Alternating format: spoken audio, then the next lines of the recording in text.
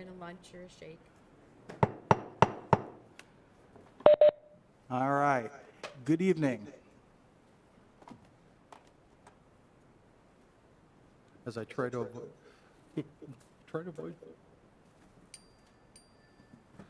That's the best I can do to try to avoid feedback, folks. This evening, we have gathered for an informational meeting hosted by the Mishawaka Common Council, and the topic du jour is economic development. So we hope this evening to hear some things that we didn't know at least, or some repetition of some things we already know with regard to economic development, our efforts vis-a-vis economic development, and then what the future may hold with regard to that topic. So tonight is not a formal council meeting, but it's designed to be more of an informal opportunity for us to hear from some experts and to perhaps have a chance to ask a few follow-up questions. I do want to note that not every council member was able to be here live and in person, but we do have participating remotely Councilman Mammoleni, Councilwoman Maggie DeMaine, and Councilman Ron Banicki. Also participating remotely is our clerk, Debbie Ladega Block, and then with us in attendance is the Honorable David Wood, our mayor. So good evening, Mr. Mayor, and other invited guests. So if there are no other preliminary comments, what I thought I might do is prevail upon our friend, Mr. Prince, to help us organize the order of proceedings and some presentations from our speakers. And again, this evening, folks, it's designed to be more informational and formal in nature, so please feel free to chime in with questions as you see fit. Mr. Prince. Thank you, Mr. President, members of council, Ken Prince, City Planner. Tonight, we really wanted to provide background information. We looked at this as a general discussion on economic development, so many of you are old hat at this, but some of you aren't. So we wanted to start and give you a regional picture of what's happening in the region and then work down to Mishawaka. So tonight with us, we are very fortunate to have dedicated people as our partners. And so Regina Emberton is representing the South Bend Elkhart Regional Partnership. I believe Regina is online. She is. She is? Okay. So she'll be first up, followed by, I believe, in terms of the slide deck, it would be Bill Shalio, who is the director for St. Joseph County. And then you have Mr. Ray, former Mayor Ray, who is the president CEO of the Chamber of Commerce. So with that, I would turn it over to Regina, if you could see if she's available. Fantastic. Regina, can you hear us? I can hear everyone. Can you hear me? Yes, we can. And if you just say next, I'll go to the next slide, Regina. Okay. So let's see, trying to think of the best way to approach this. I guess we'll start with an introduction, and then I don't know if Jeff and Bill are there and present and mic'd up. Being informal, we definitely wanted to just kind of bounce it back and forth. So I'm Regina Emberton. I'm the president of the South Bend Elkhart Regional Partnership. It covers the 47 communities here in north central Indiana and works collaboratively with our partners in Berrien and Cass in Michigan as well.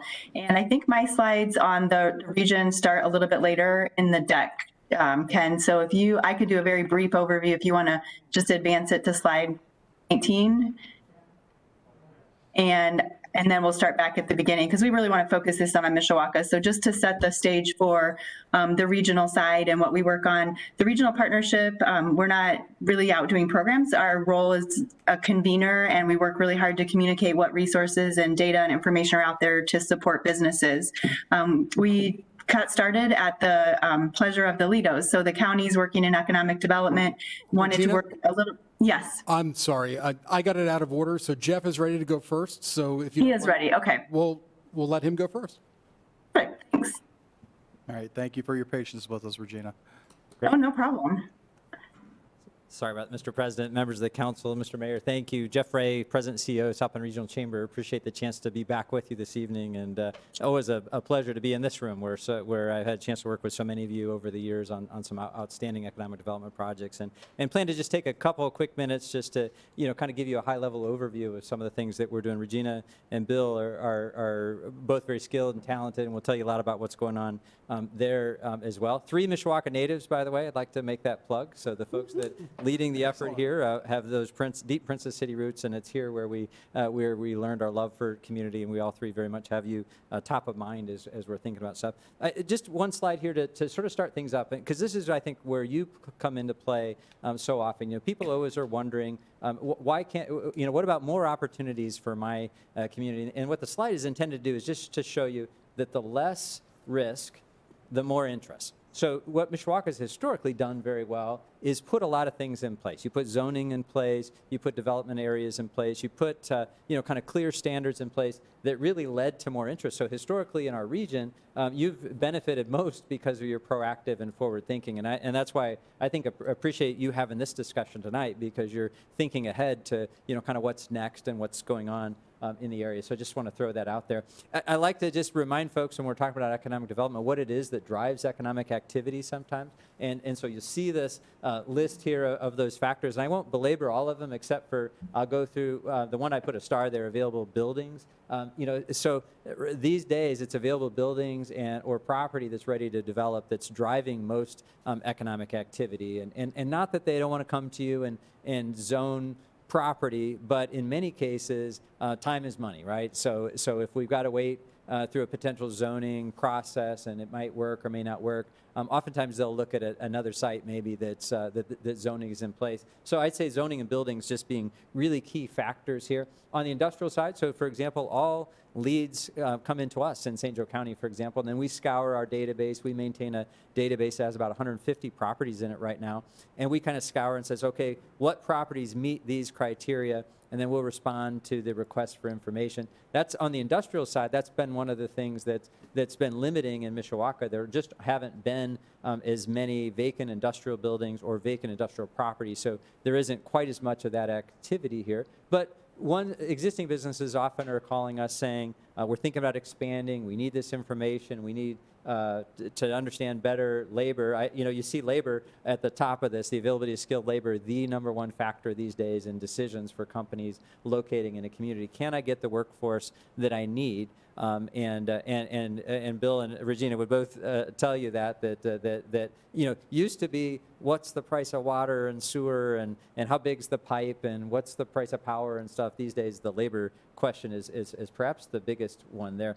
And because of that, I just wanted to highlight real quick. So we're engaged with your companies in Mishawaka. So we currently have 238 companies in Mishawaka that are part of our organization. And then we work with not only those member businesses, but others in the area on quite a few different efforts here. And I just highlighted a couple of these. Some of these are ones we work directly on. Some of these, all three of us work together on that. But we want young people to stay here. So we create an intern program that has 92 college-age kids, and we put them to work in local companies with the hope that they come back. We're taking teachers out into companies. We pay teachers $1,500 to go spend a week in the summer at a local company just to better understand what the needs of businesses are these days. And so that was a really popular program. Manufacturing Days is one of our key ones where we had 2 states, 9 high schools, about 3,500 students participate in that last year. This year we had to shift and make it digital, or not virtual, and we had a great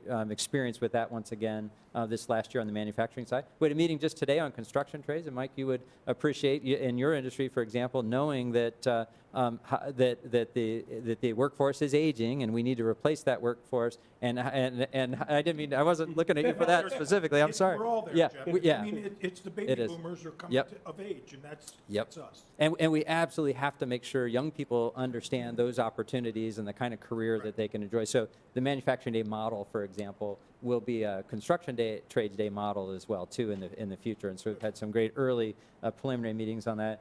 Career launch, you know, aimed at getting younger kids plugged into what the jobs of the future look like. You know, quite a few others up there. I won't belabor all of them. But again, I would say on the economic development side, most of our effort these days is on that workforce side of things, because we got to make sure we fill that need. And so whether you're a retailer coming to the area looking for jobs, if you're a senior living facility, you're looking for people to fill those opportunities, or as a company's closing, we got to get those people into other opportunities as well too. So whether it's a rapid recovery, Indiana, for example, was really aimed at pandemic to put displaced workers back in the area and such. And I've got a summary that I'll follow up with you that just sort of explains some of these in greater detail. I didn't want to sort of overwhelm you with some of that tonight, but we'll follow up on a couple of those things.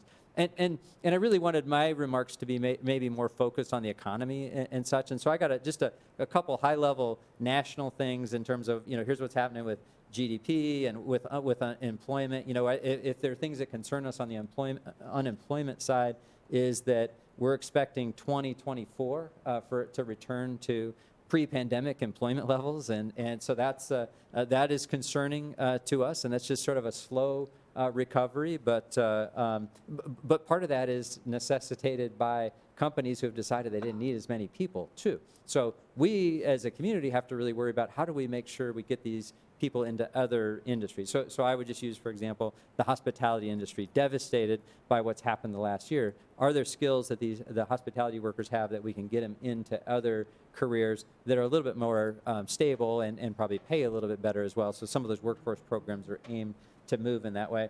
I'm not going to read all these, and again, I'll follow up in kind of a report with you. But a little bit of like, here's what's happening in non-auto retail, e-commerce, brick and mortar sales. Actually, I want to just go and go back to, or maybe go to really the more specific. So let's talk about what's happening on employment and with wages there and with jobs there. So and so you get a feel for, we're down about 8.5%. Over the course of the last year. So that, again, that point that I was making, that it'll take us a little while to recover from this pandemic and getting people back to work. And then let me shift to the north side real quick and talk about what's happening up there. And so it's interesting because I go through this all the time too. What's going to happen? And I feel like back in my mayor days, even I really worried about, has Grape Road hit its peak? And we get a couple bankruptcies up there, and we think, oh no, is it all over? And so based on what's happening nationally in a number of industries, I just put a little slide here that says you've got some real cornerstones here that are people you don't have to worry about, right? So Lowe's, Home Depot, Menards are doing really well in the pandemic. Home improvement is not likely to shift online anytime soon. And I would put Costco, Target, Walmart, Meijer, all those big cornerstone folks are all in industries that are doing really well, and I'd be surprised if you saw any changes in those in the next couple of years. Healthcare, similar, so think of the VA, South Bend Clinic, Beacon, and St. Joe all have major presences up on the north side. Grocery doing really well, so if you at Costco or Martin's or Meijer or some of those I mentioned. Folks like Best Buy I put up here too, even though that industry is changing pretty significantly, there just aren't other opportunities here in the market, so I would think that is going to remain somewhat stable there. But the automotive, when you look at what's happening in the automotive industry, those are pretty stable as well. In fact, you'll see a major investment this year from Lexus as they're building a new store up on Grape Road. So there's, I think, a lot of, the glass is definitely half full, I guess is what I was trying to sort of say with this. When we look at, and really to sort of get to this, we're kind of, what is the national economy and what's the state economy telling us, and how does that apply locally? So as we study each of those industries, I think that, this was just I don't know anything about some of these businesses other than the industry itself is doing well, and my perception is they're doing well. I threw a couple restaurants on the bottom, more for illustration purposes, and as you know, as you've seen the lines at Raising Cane's or Portillo's, obviously you can't build your economy completely in those, but that fast retail restaurant is doing really well right now, and you've sort of seen a growing demand on that on Main Street, for example, with Qdoba and Raising Cane's and Portillo's and some of that. I would expect that to continue. Where I'd be concerned if I was in charge of the city is some of these industries, and obviously the mall is of concern, and that's the we used to call for decades the goose that laid the golden egg, right? It was really the impetus that brought all this other retail here, and again, this isn't because of any specific knowledge about the shopping mall. One, more what's happening with shopping malls in general, and two, knowing that the Sears space is largely vacant, knowing that JCPenney filed for bankruptcy, over this last year, knowing that Macy's has shut some stores down around I would just put the mall in terms of the top of our list about what the long-term concerns are. Now, you're lucky that it's owned by Simon. Simon's an Indiana company. It's traditionally been one of their better performing malls, and so I got to think that they're going to continue to make major investment there to try to keep it really stable. But it's interesting, and I'm not making any maybe just a generalization. Almost 20% of the retail businesses, the national retailers who are up north, filed bankruptcy this last year at some point. Now, some of that's this historic reorganization of debt or whatever. I can't sort of speak to it, but a number of stores in that mall filed for bankruptcy, as did several others in the area. So I just have sort of shopping mall, clothing, accessories near the top of my list of concerns I might have on the community in terms of what's happening on that space. I would say sit-down restaurants, and I just think a little bit of that's pandemic, and I'd like to think it might recover some. But you see sort of the fast sit-down doing much better than the sit-down, more takes a little bit longer for a meal, and so and you've seen a couple of those close, and some of those will recycle. I think what Mishawaka's historically done really well is recycle as people left. When Media Play left, that filled. When Farmore left, when Venture left, when Builders Warehouse left, when Office Max left, all those were places that we were able to find new tenants at some point. So I think you'll still have that, given the previous slide with some strong anchors. I think you'll still have some interest, but again, to continue to look at these. I mentioned office products. There's really only one left in the area, and it may be like Best Buy, where it's about the only one here, but that's a pretty easy one to buy online and such. So right now, consumers are still buying 80% of their goods in a physical retail space, only 20% online. I was a little surprised by that number, but when you look at that number historically, it was just 10% just a couple years ago. And what I think the pandemic has done is gotten more people thinking about buying online, which is why this conversation right now is, I think, pretty important, because if it's 20% this year and 30%, 3 years from now, that has a chance to impact your largest, commercial area there in particular. I'd say entertainment and hotels still are in jeopardy. Hotels, for example, have now largely been vacant for almost a year, although there's been some bright spots. There is some youth sports happening right now in some different places, so that's filled a few there. There's I would call it a hodgepodge of businesses. Hotels are running below 50% occupancy, though, right now, and I wouldn't be surprised for us to see a few hotels maybe go by the wayside. I think the benefit that you have in Mishawaka, though, is those hotels have largely reinvested or have a newer product. So there aren't very many that are old and tired and likely to get cycled out. But that should be on our radar, because I think nationally the pandemic prediction was that many of those might end up shutting down because of just this prolonged period where there just aren't many on the traveler side. I mentioned entertainment. Certainly as people aren't gathering, they're not jumping on trampolines and they're not bowling and stuff like they used to. Again, some terrific owners, especially at Strikes and Spares. We have a local owner. I think that has to help a lot. But my guess is this year has been really difficult on him from a traffic standpoint, and a place like the Sky Zone or other entertainment type ventures. In the last year, you've seen virtual reality arcades and some of those kind of things happening too. I think they're all hoping that post-pandemic there's some pent-up frustration, and it's going to get people back up and going, and that we'll be back to some normalcy, and the numbers are going in the right way, and the vaccine is coming, but we still have a few. It likely will be summer before I think things are getting back to some normal. So that's still a couple months away. This is traditionally their worst period of time right now anyway. Some of them, I suppose in the wintertime, around here maybe not, but those, I say other large retailer, so typically retail and strip centers are doing better than retails like in the mall. So again, I think we'd keep a close eye on the mall and any of our strip centers that are maybe a little bit on the older side, but clothing in particular has been one of those industries that's been hard. And then I just threw banks up there because of banks just are realizing they can do a lot less in a branch, or they don't need branches anymore. So you've seen some of the banks already start to close some of those down. You've got every major brand represented up there. I'm guessing for some period of time they'll want to be up there just because of the traffic that's up there. But I do think the industry in particular is thinking about, we don't need as many people as we did before.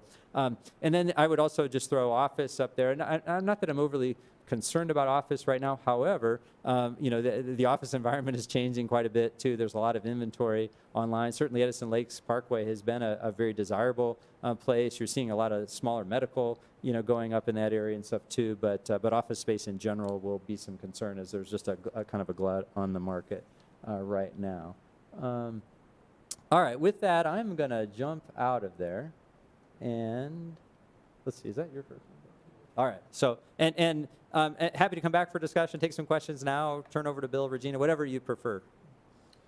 Folks, what's your pleasure? Would you like to defer on questions until we hear from everyone, or do you want to chime in with some questions now, including those of you who are participating remotely? In silence will signify that we're going to wait for questions until the end. How's that? Perfect, thank But you. thank you, Jeff. We Yeah, appreciate thank it. you guys, yeah, appreciate it. And I'll follow up with just a little more detailed report that sort of that enumerates some of that stuff. So. Thank you very much. Mr. President, members of the council, Mr. Mayor, thank you for the opportunity to come here tonight. My name is Bill Shalio. I'm the county's Executive Director of Economic Development. I've been with the county for almost 5 years now. It seems like just yesterday I started, you know, but it's, I probably, it's in kind of a unique position. I started sitting over there back in the 90s, went to South Bend for a number of years and did economic development there. And then after midlife crisis, going to law school and serving as a prosecutor for a couple of years, got into economic development again. So it's a great opportunity. Economic development in St. Joe County as a whole is we're really at the right place at the right time. And we've got a tremendous amount of partners that really make economic development move forward. Before I go any farther, I would like to thank Ken Prince. Ken is one of these, you know, he's kind of the rock for all of us. You know, we know that things are always going to be happening and moving forward in Mishawaka, and Ken makes some great things happen and just does it and just gets it done. So we appreciate everything Ken does for the community.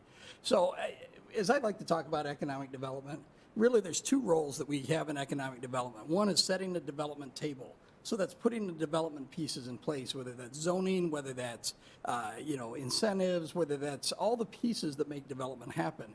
But the only way development can happen is if you have development choices. So if you have sites, if you have buildings, if you have opportunity areas to do development.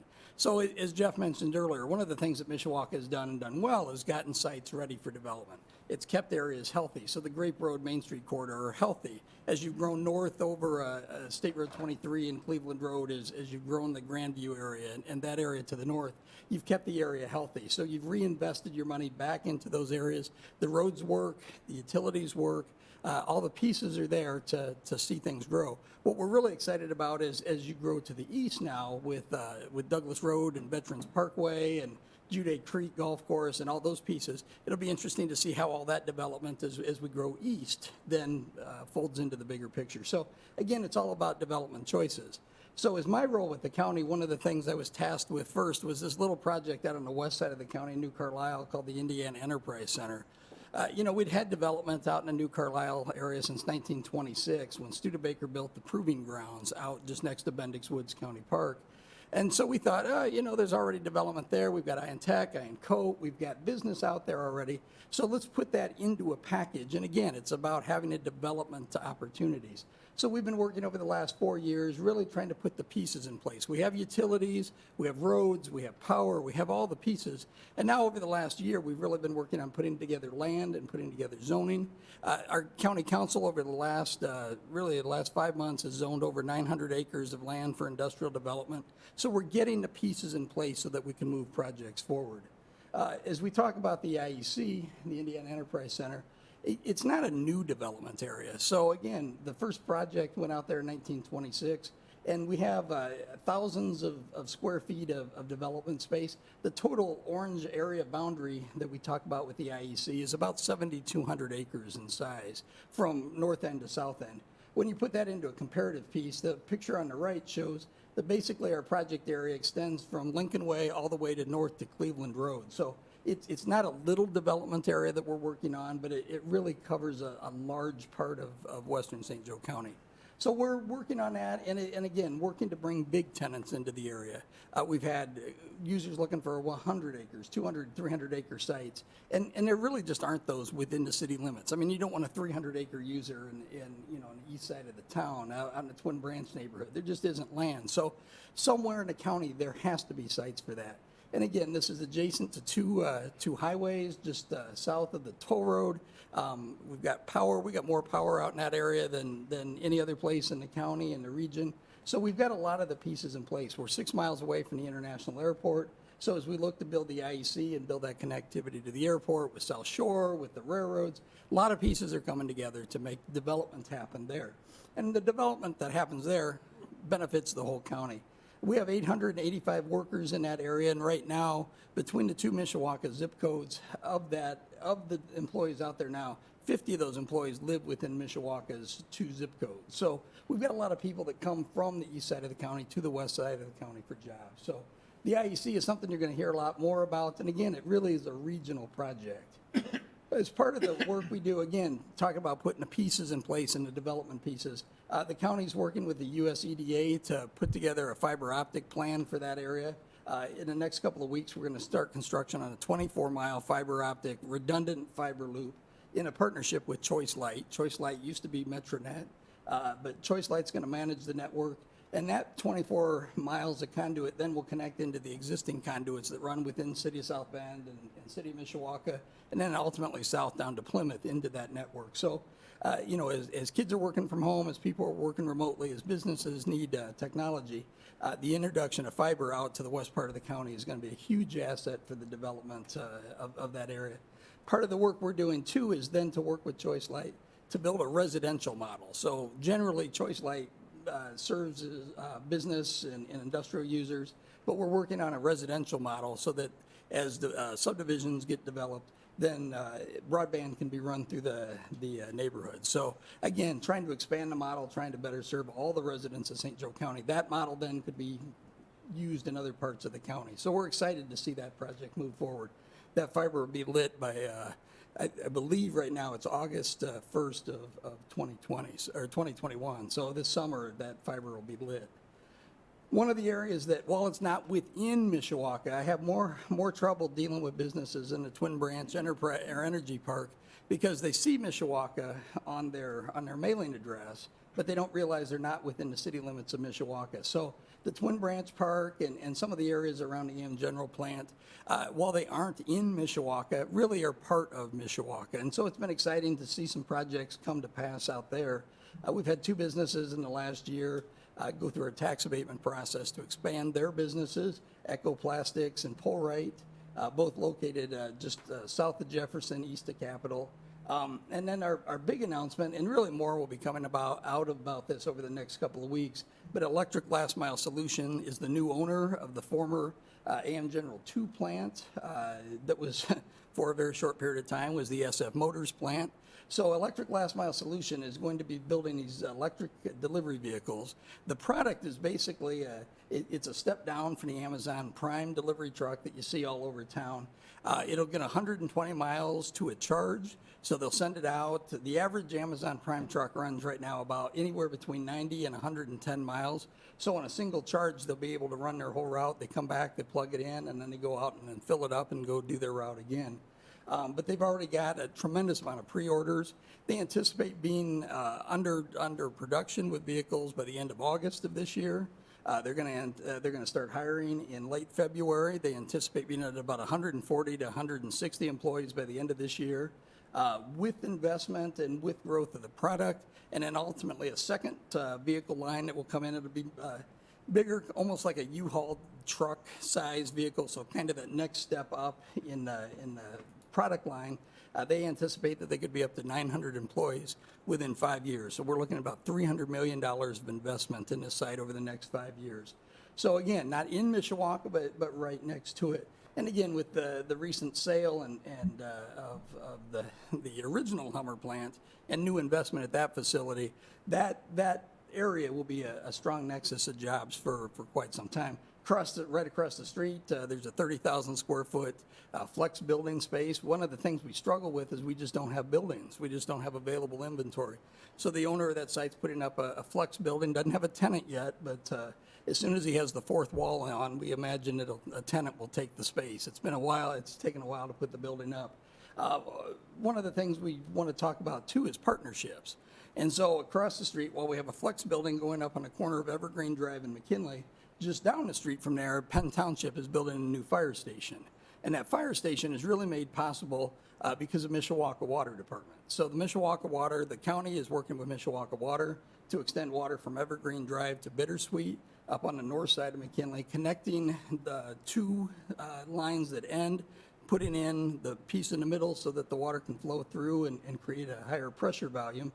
But I've got to tell you, the Mishawaka Water guys have been great to work with. And again, it's that outside of the box thinking. How can we get projects to happen? Well, we need utilities. The city has utilities, so it's been a great partnership. Again, kind of the last two slides up in the top right corner, one of the things that we have a lot of in St. Joe County is rail. One of the things we don't have in St. Joe County is a lot of development sites adjacent to rail. So Pioneer Rail Corp owns the rail line that runs north of McKinley from Current Road into Elkhart, and ultimately the line goes back to the Robert Young Yards. But Pioneer Railroad, it's a short line railroad. We're working with them to do some development sites. But as part of the work that they're doing, they anticipate that 5 days a week they'll be running trains along that corridor. Again, increased jobs, increased development opportunities, so we're excited about that. And then lastly, the picture in the middle between the two industrial businesses. One of the things the county is really going to work on over the next couple of years is bringing connectivity to the Capitol Avenue pedestrian trail that was built by the state over a number of years ago.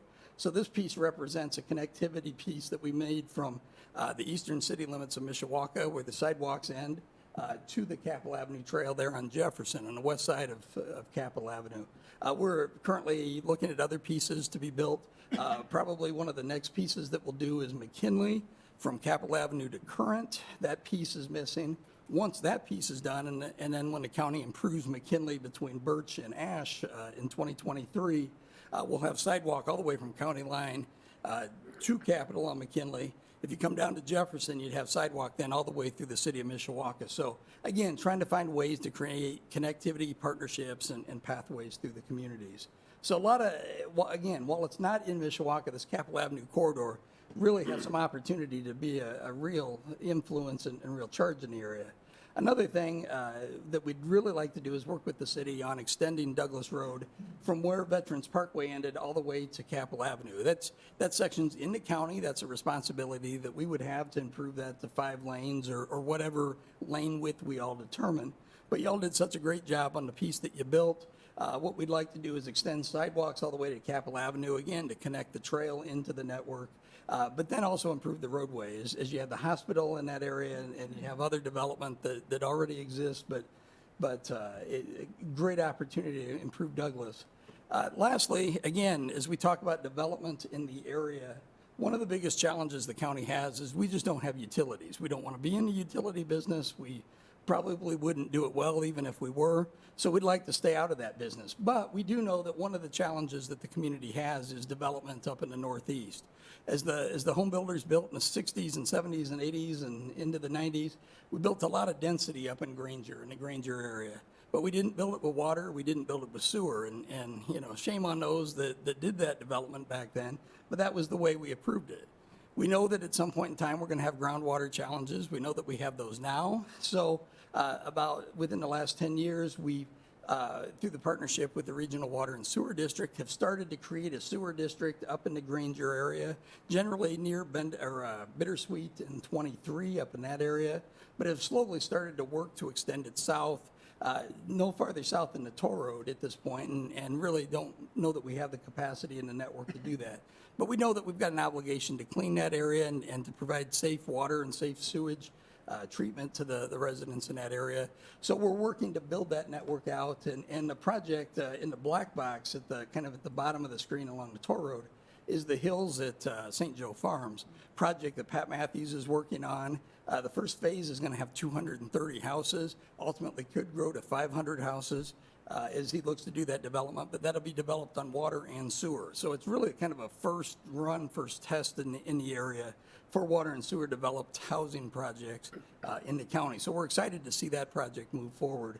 That actually started, he's got a couple of model homes up and starting to carve into roads, so it'll be interesting to see how that project sells. The opportunity to have water and sewer gives us the opportunity to have smaller lot sizes. If you have sewer, you don't need to have a mound system and a replacement mound system. So smaller lot sizes, more community friendly, and so it'll be a really great project. But again, these kind of things are happening around the area, but at the same point in time, they're opening up partnerships and opening up development opportunities with the city. So we really think that there's some great opportunities as we move forward. One of the joys I have, I mean, I enjoyed my time with Mishawaka. I left to go to South Bend because I needed a challenge, and going to South Bend is a challenge.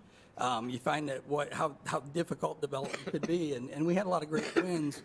But again, with the county's probably 20 years behind everybody else. We just haven't had the tools. We have everybody's got that rusty toolbox in their garage that's got the screwdriver, that's got the bent head, and the pliers that don't quite close. That's kind of what our toolbox looks like. Our tax abatement ordinance is woefully out of date.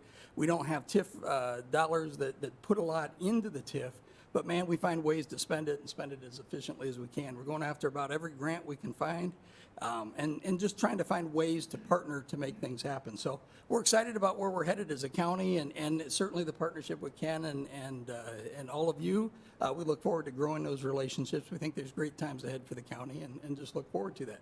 So with that said, I'm going to turn the presentation over to Regina. Okay, thank you, Bill, and thanks everyone for including us and myself in the conversation tonight. We have a regional approach, and the only way that our region can be successful is by starting at the very neighborhood level. So our philosophy is really to be the best region that we can be. We have to have really strong downtowns and neighborhoods, and that expands then to every city in the region being unique and strong in what they offer for economic development, the counties, of course, and then the region as a whole. And the slide that you see up here today, this is the economic development strategy that was put together by the community, by people from all across the region that we've been working on. We're in our 4th year of executing. And these 5 particular pillars were not only developed sort of diversely geographically, but also diverse in the perspectives. And one of the things that when the Lidos, like Jeff and his counterpart, put together the regional partnership, that they really knew is it had to be not just the private sector, not just the public sector. It was getting private leaders, mayors and commissioners and council members and philanthropic leaders, as well as like our higher education advisory folks that are in our 8 colleges in the region. So getting all of those people around the table and finding out how can we align our efforts, because we each have a little bit of a different perspective on how we get there. But we all know that we're trying to create a better future for the residents across the region, whether that be in our cities or beyond. And so we really, our board envisions that we try to support the county and people like Bill and the chambers and the EDCs, people like Jeff and others, of sharing best practices of what's happening across the region, trying to connect some of the dots. And then if there are things that make sense to do more from a regional approach, that we can help lead those efforts there. And so it's definitely a team sport. I started off my career as an intern working for Jeff when he was the Director of Community and Economic Development in the city of Mishawaka. And I've seen over the years just how important those partnerships are in order to move things forward. So these are our 5 pillars that we focus on. Industry growth, which is growing jobs in the high-paid traded industry clusters, entrepreneurship, so making sure that people across the region are starting up businesses and bringing wealth here, talent attraction and retention. That's more of our quality of life focus when you look at things like the Regional Cities Initiative. And when Jeff talked about the importance of having a skilled workforce and having the talent that's here, those companies need sites where they can locate, but they also need workers that can help move them forward. So that's sort of bringing people to the region. And then education and workforce. So the skill up portion and trying to increase the post-secondary attainment level of the residents and make sure that they're qualified and have the skills needed for the jobs that are in demand now, but also for those that are of the industries and coming in the future with the innovation that's disrupting so many of our current legacy industries. And then focusing on diversity, equity, and inclusion, which really goes within everything that all of us do every day. So I'll talk a little bit more about the industry growth side because I think that relates to some of what we've heard tonight. So on the next slide there's the 3 areas that we also focus on. And if you click down, you can see infrastructure, one more. Yeah, there you go. On the industry growth side, infrastructure. So how can we support people flying locally out of the airport and amplify or basically get the message out about Project Propel and how important that is to the region? How can we make sure that Bill's supported and he's, could we fund some of these trail projects that he's working on by securing grants like regional cities from the state that could come in and support that infrastructure there? And then on company growth, I wanted to hit a little bit on a recent grant that we got. So company growth is really supporting our existing businesses and helping them adopt the tools and technologies that they need to move into the future. But it's also, like Jeff was talking about, attracting companies here to the region. And I guess it was 2019, our region was successful in securing a large grant, $42.4 million from the Lilly Foundation to establish the LIFT Network.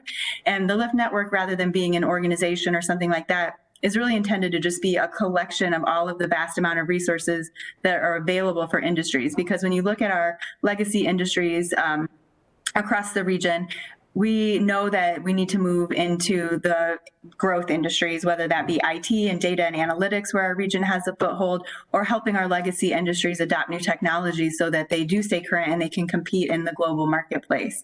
So on the company growth side there, you'll see we focus on things like through the LIFT Network, helping work with Jeff to offer these internships that we can fund half of the interns that go into these companies for a summer internship program.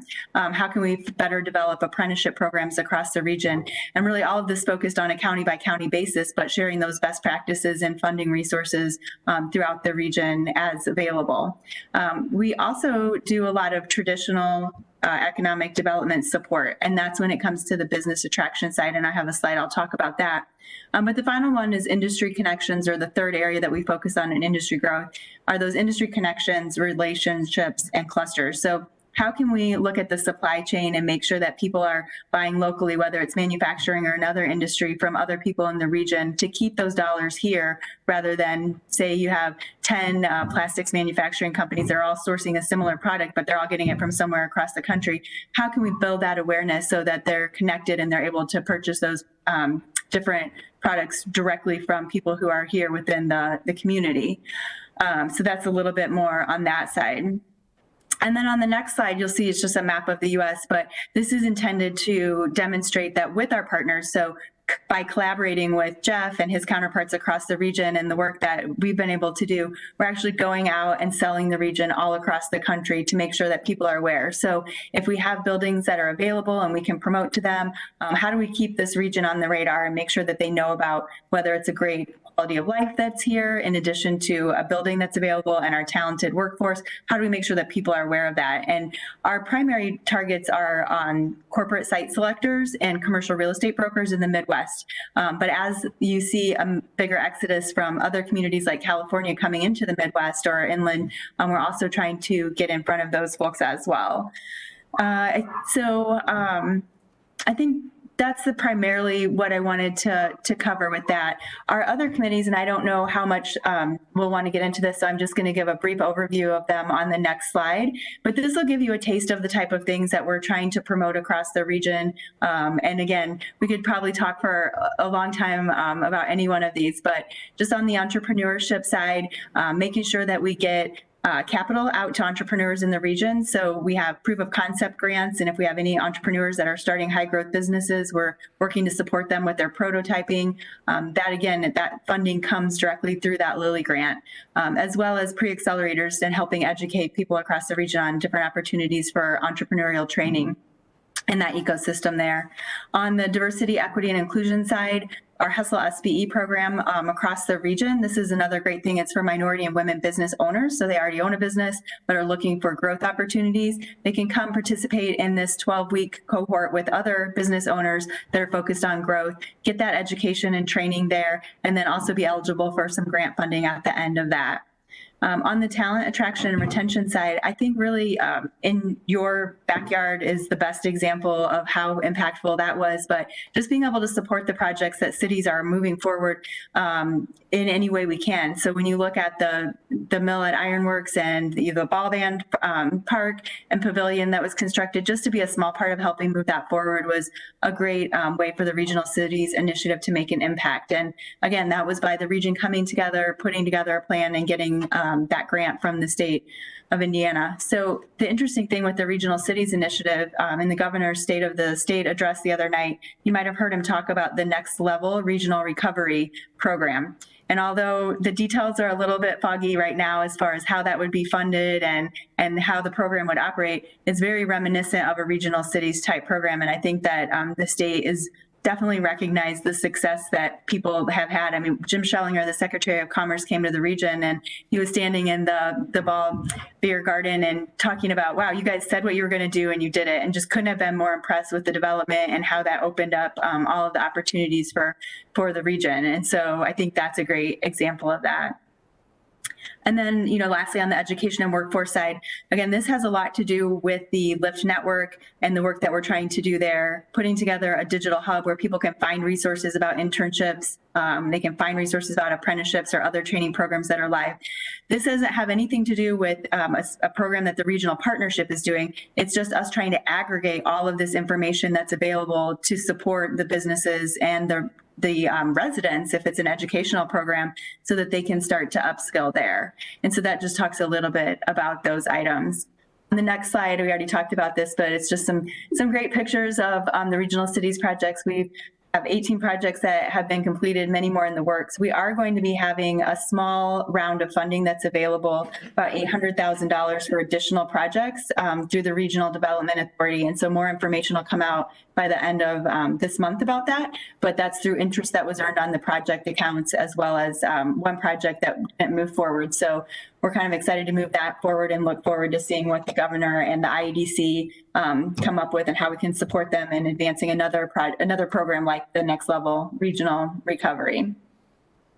I don't think that I won't get too much into these slides either, but telling our story and again, making sure that as a region, we're talking about how we're promoting this as a great place to live. So how are we recruiting people that maybe live in Chicago now? And there's definitely been a ton of data that shows recently people are moving out of major cities and moving into smaller, more accessible, higher quality of life, lower cost of living communities. And I think as long as we're able to demonstrate that we have high quality job opportunities here, our quality of place is amazing. And so if we can, and that works as a region, right? So we are going to have a lot of people that move to the region that maybe live in Mishawaka but work in Elkhart, or as Jeff and Bill were mentioning, but I think Bill mentioned work out in the IEC area. But we're also going to have people that live others and work there. So we're excited to keep promoting the region as a whole. And then lastly, just I think was some more program information on the entrepreneurship. So we covered that. And our final slide here, I just think this is a good one. I mentioned economic development is a team sport, and I'm so fortunate to be able to work with Ken, Jeff, Bill, and people all across the region because when you look at this systems building chart, there are literally hundreds of organizations and people that care about the future of our region. And so us aligning our efforts to advance the economy and whatever role that is that we each play, we're here to support you. And I think we'd love to just hear more from the council and the mayor about, what we could do to support the city of Mishawaka and make sure that that's at the forefront of the economic development work that all of us are working on together. Okay, thank you. Thank you. Mr. Prince. Mr. President, Ken Prince, City Planner. I feel the need to say that only because of online. I apologize for being redundant. I also want to say for the record that I asked for a 5-minute presentation from each organization. So let me just, that was meant for a laugh. I didn't get it. We were chuckling. Yeah, okay. So just moving on to the Mishawaka portion of this, and I think why those presentations were so important was to identify our position in the region and what we do for economic development. So for example, in my office, when I get a call, Ken, I have this great idea, I want to start a business, but I need help with a small business loan type of thing. That's not the type of thing the city does. Oh, I have a great idea for education. That is not the type of thing the city does. We focus on partnerships, so about 8 years ago, we partnered with the city of South Bend to work with through the chamber to develop an education introduction to getting into industry, and Jeff could elaborate more on that. My point being, we spent some dollars, it went through the council. Ultimately, it was successful, moderately successful for a year or two, and then it faded away. So we're continually open for partnerships, but again, it's something that we don't typically lead in terms of small business loans, education, this integration or outreach to business. That is something we rely on our partners for. So that's why I think it was important to hear their presentations today. As Jeff and Bill and Regina all alluded to, what local government is really, the emphasis is on setting the table. So when you talk about zoning, when you talk about infrastructure, those are the areas that we really concentrate on. And a part of that is building partnerships with the development community. And I think in Mishawaka, we've done an excellent job. Mind you, I'm biased, but we've really done an excellent job in doing it. That doesn't mean we don't have limitations, and what I want to do now is walk through a little bit of a snapshot of what we've done in the past and what some of our limitations are, or opportunities, I should say, as well. So in regional contexts, you see from the pointer, this is only a snapshot of Elkhart over here and South Bend over here, and we're sandwiched right in the center. So of the region, if you will, there is, depending on how you measure it, 600,000, 800,000 people that live in the region, of which Mishawaka represents 50,000 of it. So if you look at us, we have a geographic position that's located in the center of that region, which has really afforded us great opportunity, but also some limitations, particularly when you heard Bill talk about an industrial park, and when you 7,000 acres, I'm going to talk about a little bit of our challenges in available land. So what we've looked at in terms of Mishawaka, we provide infrastructure, we encourage, we promote development and redevelopment in our city. We locate public improvements based on the likely return of investment. So although we have a lot of opportunities that are out there, if we're not going to spend millions and millions of dollars with the idea that we're not going to get significant return on that investment over time. Again, though, that investment has been both to grow the city, but also to redevelop the city, and I keep emphasizing that. When you look at the amount of development we have a year, we look at a good year in the city of about $100 million is a good year of investment into the city. If you look at every year of that $100 million, at least half of that is typically reinvested in existing businesses, whether a business is doing an expansion or Meyer is doing a remodel. When you look at the construction dollars that are being done, we're not talking about all growth, we're also talking about reinvestment into the existing community. In fact, when you look at land consumption, and we'll be walking through a number of slides, we consume about 30 acres of land a year. If you look at a traditional single-family subdivision with sewer and water on it, you're typically looking at about 4 units an acre. If you multiply that out, that's about $1 million of development at 4 lots going into the city for that 1 acre. If you look at commercial development up on the north side, you're looking at about $2 million of development per acre because of that higher density and the different type of construction. When you look at downtown, recently we're talking about $5 million an acre in development for downtown. It's a different density that requires a different level of construction and also a different level of participation from the city. So anyway, having said that, our continued investments for growth have been located more north, not just because of economics, but the available land and the impact and the return for the city. So here's a good example of just walking through available land that we have. This is an area that's predominantly developed. You would think of all this as infill development, and walking through the different areas. You can see the different tracts of land that we have available. One of the most prominent ones is the Cousins property that's located directly behind Qdoba. In that area that is just recently developed along Main Street there's a 25-acre land that will probably, when you think about high demand, will probably see a higher return than $2 million an acre over time being invested. So when we talk about growth, Beacon Parkway was strategic, not just to open up new development, but it provides that connection and Gateway for connecting the toll road to the city. We didn't have a direct connection before that. And when you think of the available land up there, and we've had conversations at past recent council meetings on this topic regarding the vacant land that's up there, even though quite a bit of land is vacant up there, we've already exceeded $50 million of development in that corridor as a result of the improvements that the city has done. Veterans Parkway, when you look at the Judy Creek Regional Recreation Facility, the hotel motel tax is currently being considered for adjustment to provide a funding source for a portion of that, but you're looking at a facility that might be $50 million of construction. But most importantly, not only will that bring tourism dollars to this area, it'll also help support other Mishawaka businesses. And we talked about the hotel industry, and Jeff talked about the tourism for youth sports. This goes right into that, that topic. And then we also look at economic development as a much larger picture than just manufacturing. So I can't emphasize enough that in the city of Mishawaka, we look at economic development not just from a traditional industrial economic development side, but we look at it from all development, not just commercial, residential, business, medical, all of the above.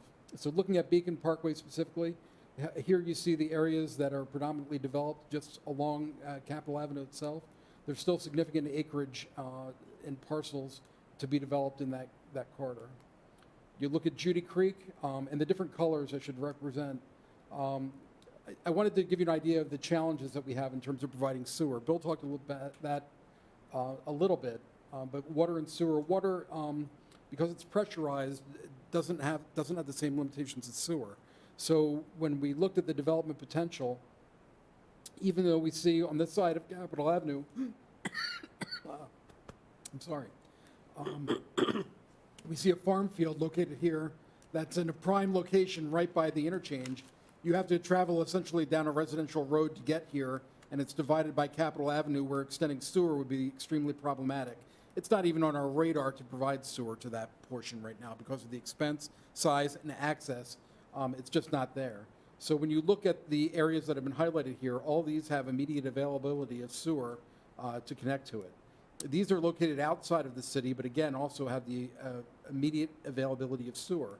The red star that you see here, I highlighted because we've had discussions of getting it across State Road 23, but because the sewer is coming out of the ground, it's cost prohibitive to get it there. So we could get it there, but it's cost prohibitive, and I think that's an important aspect as we move forward here. So here's Judy Creek, here's Veterans Parkway as you move to the north. The areas in white are outside of the city, but can be provided sewer. You can't see the difference in tone when I change the format to the PowerPoint, I apologize, but the darker orange you see here is immediately available with sewer, but the lighter orange requires more investment to get there. So there's a lift station and a road extension required to get to this 51-acre property to the north. So the darker orange immediately available, the lighter orange is on our radar, can be served, will grow with the city long term, but is not immediately available because of the sewer limitations. And the red dots, you may have heard 10 years ago, I believe Mayor Ray was in office at the time, but the city bought property from AEP to be able to extend a trunk sewer to this area located on the east side. Oops. I'm having trouble with the pointer here, but on the east side where you see the red dots, all that can be served with sewer. We have the long-term plan to serve it with sewer. We think it's the long-term growth area of the city. But right now, the trunk sewer to extend into that area is probably $10 million or more to get there. You don't put $10 million in the ground unless you have a significant return coming on the other end. And to date, we haven't had the developer come forward with the right partnership to be able to extend sewer to that area. So as I indicated, we actively seek partnerships with private developers. In our case, we do not want to buy the land, take it down, and be in the development business. So we want to be the partner to provide infrastructure. We don't want to be in the development business. So when you talk about traditional industrial development, we're cognizant of our geographic location in the region and historical development patterns. And why that poses a challenge to us is based on the availability of land and value. So we're having discussions right now with the Penn family regarding acquiring more property for the sports complex that we'll be bringing to the council. If you can imagine, we don't want to pay market value for that property, so we're having discussions on that. But when talking to the real estate agent who represents the family, the comment was made to me, Ken, I can't find a comp that is less than $125,000 an acre in this general area of land. If you look at various properties in the north side of Mishawaka, I want to say the average garden variety, we're talking about when you look at the property next to the hotel, the Holiday Inn that's on Douglas, the long, thin piece of property, you look at the junky house that sits in front, you're like, oh, what does that go for? That's listed right now at $1.8 million for 8 acres of property. So this gives you an idea of the property value. And what we've been told by the economic development folks, it's really to give industrial development a go, you have to be in that $60,000 an acre range for value. So we are blessed in that our property values are high, but that doesn't bode well for economic development of a traditional industrial manufacturing type. And I'll dig into other areas of the city, but that gives you a window to the north side of the city. The last thing, as the council knows, we use tax abatement judiciously. We just don't, we don't have an ordinance set up, and I think, and I don't want to cast light on any other organization. We do it differently. But we feel that's the right approach. We feel we look at it on a case-by-case basis. There is no automatic abatement. We don't go through a formula and automatically grant a tax abatement. We look at it on a case-by-case basis, and we think that's the most appropriate way to do it. And based on that, we only have a handful of current tax abatements that are currently active for the city. So going back to the area of development, this is the area north. Again, just to give you an idea of our limited growth areas, everything to the north and also to the west is essentially limited by existing growth in South Bend. To the north, we have Granger and the existing development that has taken place. When you look even going down State Road 23, the sewer comes out of the ground right here. So it's, even though there's development parcels that could be redeveloped in the county sitting here, they have red stars because they're extremely problematic to get sewer to. So although we could grow, our real growth pattern is going to be to the east over time. So when we talk about our efforts, Bill talked about the H2 facility that Jeff was intimately part of. That was great. The reason why that electric vehicle can now be produced there is because of the building that was built there. But I can say the sewer that was built in McKinley doesn't have a lot of flow coming through it. So we thought there was going to be a lot of spin-off businesses that went in as part of that. That didn't happen as part of that. We built the infrastructure. It's in place. It's gradually being connected to, and that's a great thing. But it's not being used as we thought it was going to be. So the other thing to point out is, although there's been many reinvestments and we've had industrial growth in the city, Lippert was a huge one for us. But there, in that time, in the last 20 years, there's been no new large industrial manufacturing facilities from the ground up built in Mishawaka. They've all been additions, expansions of existing businesses, no ground up facilities. It's predominantly due to market forces. And again, partnerships such as Lippert's purchase of Wheelbrader, that gave new life to that facility. They're acquiring more property. All that is great. So what do we do about industrial growth? We've looked at it intensely. The most obvious industrial expansions for us based on the cost of land and infrastructure remain off Fur Road south of Day, the extension of St. Jerome off Capitol Avenue at Dragoon Trail, and then redevelopment sites like the former Dodge facility are all the prime suspects for industrial growth in the city. So, and I'll just use this as an example, as Mayor Wood and I took a minute.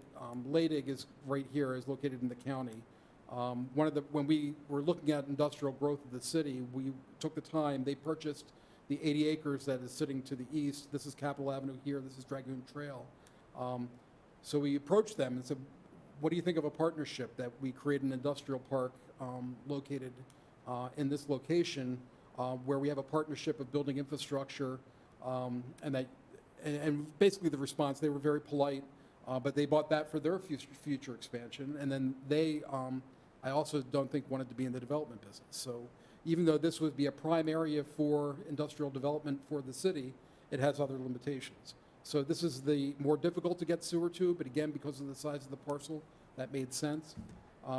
You look at the 50 acres here by Reverewood, that's illogical, that will be expanded in the future. And then the Schlarb Farm, Hilltop Farms, that would be a logical expansion area for the city, but this is medium cost for development, but it gets high cost when you get further to the east. So again, limitations on the sewer are significant in terms of growth. When you look at more of the inner area of the city, we also think in terms of industrial growth. This is the area that St. Jerome being extended. I don't know why I can't get this to work, but you can see the 28-acre piece. And the 16-acre piece is just north of Mobile Home Park, located along 12th Street. Again, when that PUD came in, they looked at apartments, but we also encouraged them to consider industrial, given the industrial growth along the corridor. We thought that would be an appropriate way to do it.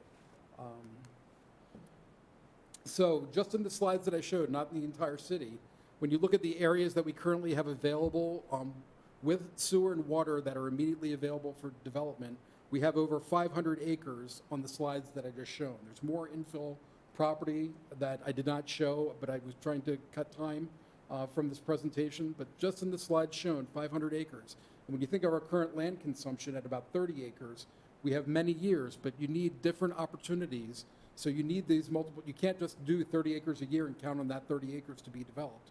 You have to have multiple opportunities, multiple owners in order to facilitate the growth of the city. And we think we're doing that. To give you an idea, we continue to receive a lot of development interest. In fact, in preparation of this meeting today, I have at least 5 emails of people wanting to do projects in various stages that I didn't respond to today just to finish this presentation. So just a plug, we have a lot happening in the city. Most of our development interest continues to be what I'd call business services, office, higher density residential development, the Grape Road, Main Street, even off the stool when you saw the apartments, that is very typical right now for Mishawaka. Since the Great Recession, single family has been coming along slowly, but people have been primarily using lots that have already been developed. We finally now have interest of people building more infrastructure right now. So you'll start to see, I think, in the next year, more infrastructure being built to create new single-family lots in the city. Really, when you look at the expansion of Richmond Crossing down south, you see the expansion of Reverewood. Autumn Lakes would be another opportunity, where Wild Cherry Ridge, where on the south would be another area that we think. And then because the council asked for it, I did some quick research just on post-COVID retail trends, because as Mayor Ray indicated, that's something we're concerned about. But this is primarily taken from a Forbes article and then a few other tidbits that I got. But in summary, they think there's going to be more bankruptcies in 2021. There will be an increase in online shopping. It'll continue to shape and change retail, but it's not all negative. They think that certain areas like apparel and footwear is when when the vaccine is available, that'll come back strong, that people are, maybe they're thinking that people are getting larger and they're going to head back to the stores that way. I don't know, but that's what they've indicated. More innovative startups and brands, manufacturing models, more mergers and acquisitions. They do think that our behavior is not going to return to the past. So they feel like the pandemic has changed this moving forward. What I found interesting was they called this the second great migration, and that the millennials are moving to the suburbs. One of the things that we found, even talking to some of the people that have moved into the mill, is that a lot of that traffic is coming from outside the area. People that professional in Chicago, they could live anywhere, they have family in Mishawaka. I need to get out of the city and I need to come back home. So we've seen quite a bit of that, and we think that's going to continue. What's also interesting is that they believe there's going to be more emphasis on automobiles. So even what we have coming up, the drive-throughs that are proposed on Grape Road, where the former fitness facility used to be, all that is an indication of exactly this happening, that there's going to be more emphasis. And I can tell you my office, a lot of restaurants right now are doing what they can. What can we do to put in a drive-up window? What can we do to have a designated pickup area? So we're working with a lot of those requests right now. The other thing, as Jeff mentioned, the essential big box businesses that have thrived and grown, we're not worried about the Home Depots of the world. They've made a killing as a result of this. So, and lastly, I just wanted to walk through to give you perspective. On the left is a map of the city that shows our electric service area, and on the right shows our electric service area in light, and then the darker areas of our service area are the areas outside the city limits. So the next few slides duplicate this in different utilities. So the left is our city limits, and then the right is our city limit, our service area, and then our city limits relative to that service area is on the right. So the darker red is served by city utilities, but is located in the county. Same with water, our service area, and then the lighter area on the right is what's in our city, and then the growth outside of that area. And then sewer, again, areas in the city and outside the area. And you can almost point to various sections. So the area here, for example, again, I can't get the pointer to work, but down on Elm Road as you head toward 20, that was a situation where the county, they had failing septic systems and they had to extend sewer to Creston Hills. So it's not something that growth demanded, it was the lawsuit that demanded that. So that just gives you perspective. So with that, and with that small introduction that you wanted, it's now 7:11, and we're all happy to take your questions, Mr. President. Thank you. Thank you, Mr. Prince, and to our earlier presenters as well. I suspect that folks feel like me. It's like being at the business end of a fire hose when you receive information like that in a short period of time. But undoubtedly, we'll have a few questions. And if we can, I think, unless somebody has a specific question for a specific presenter, it's fair game for whomever feels as though they have an answer to chime in. So please feel free to come forward. And Regina, please feel free to chime in as you think best. But let's begin with Mrs. Volker. Thank you, Mr. President, and thanks everybody for all this information. It's really interesting. I just have a kind of a specific question that Jeff, you might want to answer, or Regina. I'm curious about the internship program, the LIFT internship program versus the internship program that the chamber has. Are they geared towards different age groups, could you tell me about those, please? Sure, and I'll allow Regina to chime in as well. Again, Jeff Ray from the Chamber of Commerce. So we started an internship program about 7-8 years ago with the idea that we needed to keep young people here. We had young people come back from college, couldn't find an opportunity, said there's nothing there for me, and then ultimately left town. And so we started that, leverage our relationships, get people in that. And then LIFT is actually bringing some funding to help with that. One of the barriers sometimes with companies has been to actually pay those interns over the course of the summer. So part of the opportunity with the LIFT program was to provide some funding to help those local businesses do it. So really, same target audience. We're working close with the LIFT team. We want, especially our college students who are coming back to our area, to have an opportunity here. And Regina maybe has some additional insight on that too. Okay, I think that's a great explanation, Jeff. Great. okay, great. And I do think, the other thing I would offer is we try to get younger sometimes. Obviously, our college kids are maybe the top priority. It's funny, our younger ones, I think other communities call them interns sometimes.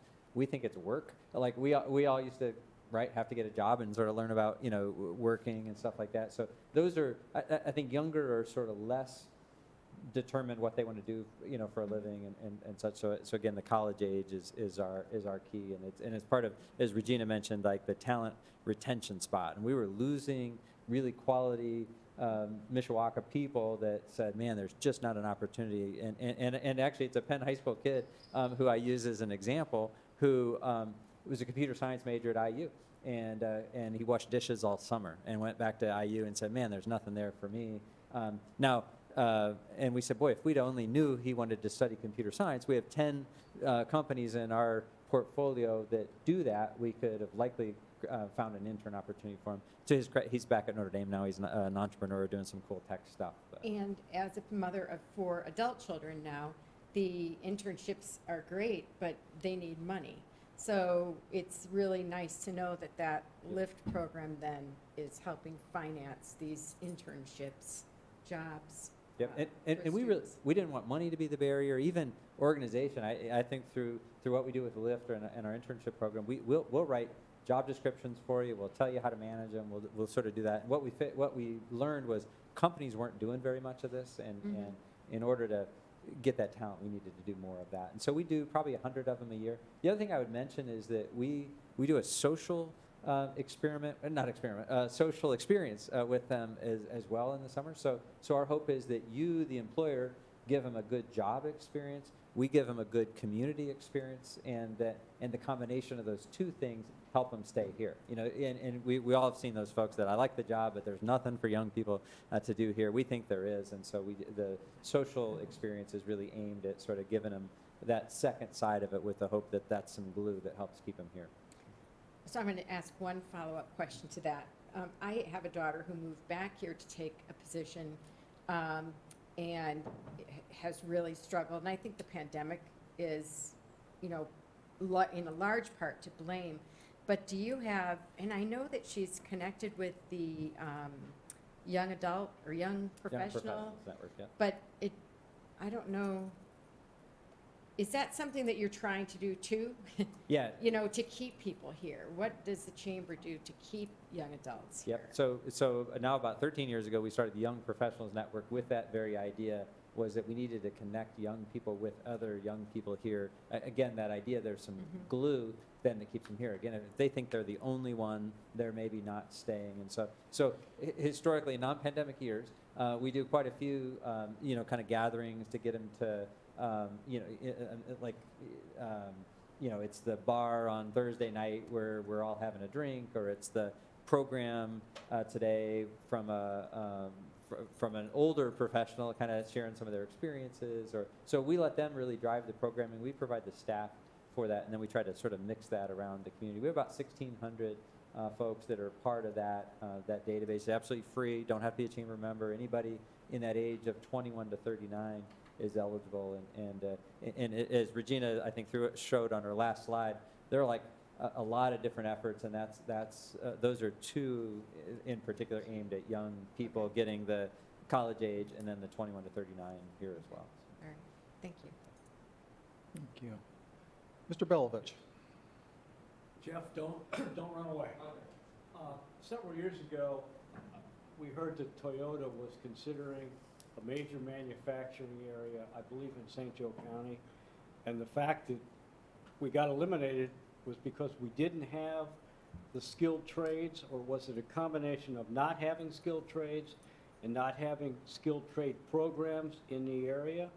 Or what caused that, and what can we do to maybe lessen that kind of disadvantage as we move forward? If I was being completely honest, Alabama gave them $1 billion of incentives, which I think was a big factor in them going somewhere else. However, I would say land was perhaps the biggest thing. You know, so they need 1,000 acres, so they're thinking about where can I find 1,000 acres? There's no 1,000-acre sites for sale anywhere. In fact, if you saw all of Ken's together, what was your total acreage? 500 acres all over. And so the only place for that is out in Bill's area, the Indiana Enterprise Center. And we had some parcels that perhaps could house that. However, getting the zoning approved for that, as you've seen, there's been some opposition to development out in the area. So we didn't have there was too much risk, if you will, for Toyota to sort of cross their fingers and hope that we could get all those things in line for them. The skilled trades thing, especially on the automotive, I like to push back. They like to say that we don't have it, but there's a Honda plant in Greensburg. So don't tell me Greensburg had 4,500 skilled workers just waiting for an auto plant to locate that. Toyota's in Gibson County. Toyota didn't locate in Gibson County because there were 4,500 workers. Subaru is in Lafayette. They didn't locate there. So typically, especially on an automotive production facility, the jobs will follow. And so I think although they shared workforce as an issue, I was sort of disagreeing with the workforce side and thinking it really almost 100% had to do with the $1 billion of incentives that the other state was offering, as well as just the land assembly piece. And if you went back to that very first slide I had where there was just too much risk, and so so they could have gone through a process and not gotten approval, and then had to start over somewhere else, and that just weren't interested. Thanks. Thank you. Mr. Compton. I think Mr. Shalio, probably, these would come up, at least part of them, when he was talking, when you were talking, Bill. Water and sewer in Granger, the new development, sewer in the shopping area. Where is that all coming from? I don't think there's a sewage treatment plant out there. And where is the water coming from Well, so. at this point in time? No, that's a great question. So let me flip to that slide. I don't think it's coming from Mishawaka. No, so, okay, so in a case of sewer, we have a centralized collection point that basically is where Beef O'Brady's is. And then at Beef O'Brady's, we put all the sewage material into a pipe and through a force main, send it up into Michigan. It gets treated in Michigan and then gets sent over to Elkhart to be disposed of. So from a sewer standpoint, it's absolutely the most ridiculous system that we could have, but it's the only system that we have that works. So as we look at development in this area, all of the sewage ultimately goes up to Ottawa Township in Michigan, then back over to Elkhart to be disposed of.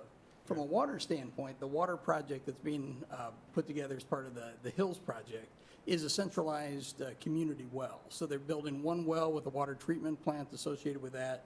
The 500 homes will then be able to be served off of that water treatment plant. So it's basically a one-off project for that. So they'll have a site. community water bill, if you will. Exactly. Okay. Divided up by user, by Okay, by yeah, person. sure, so- that makes sense. Yep.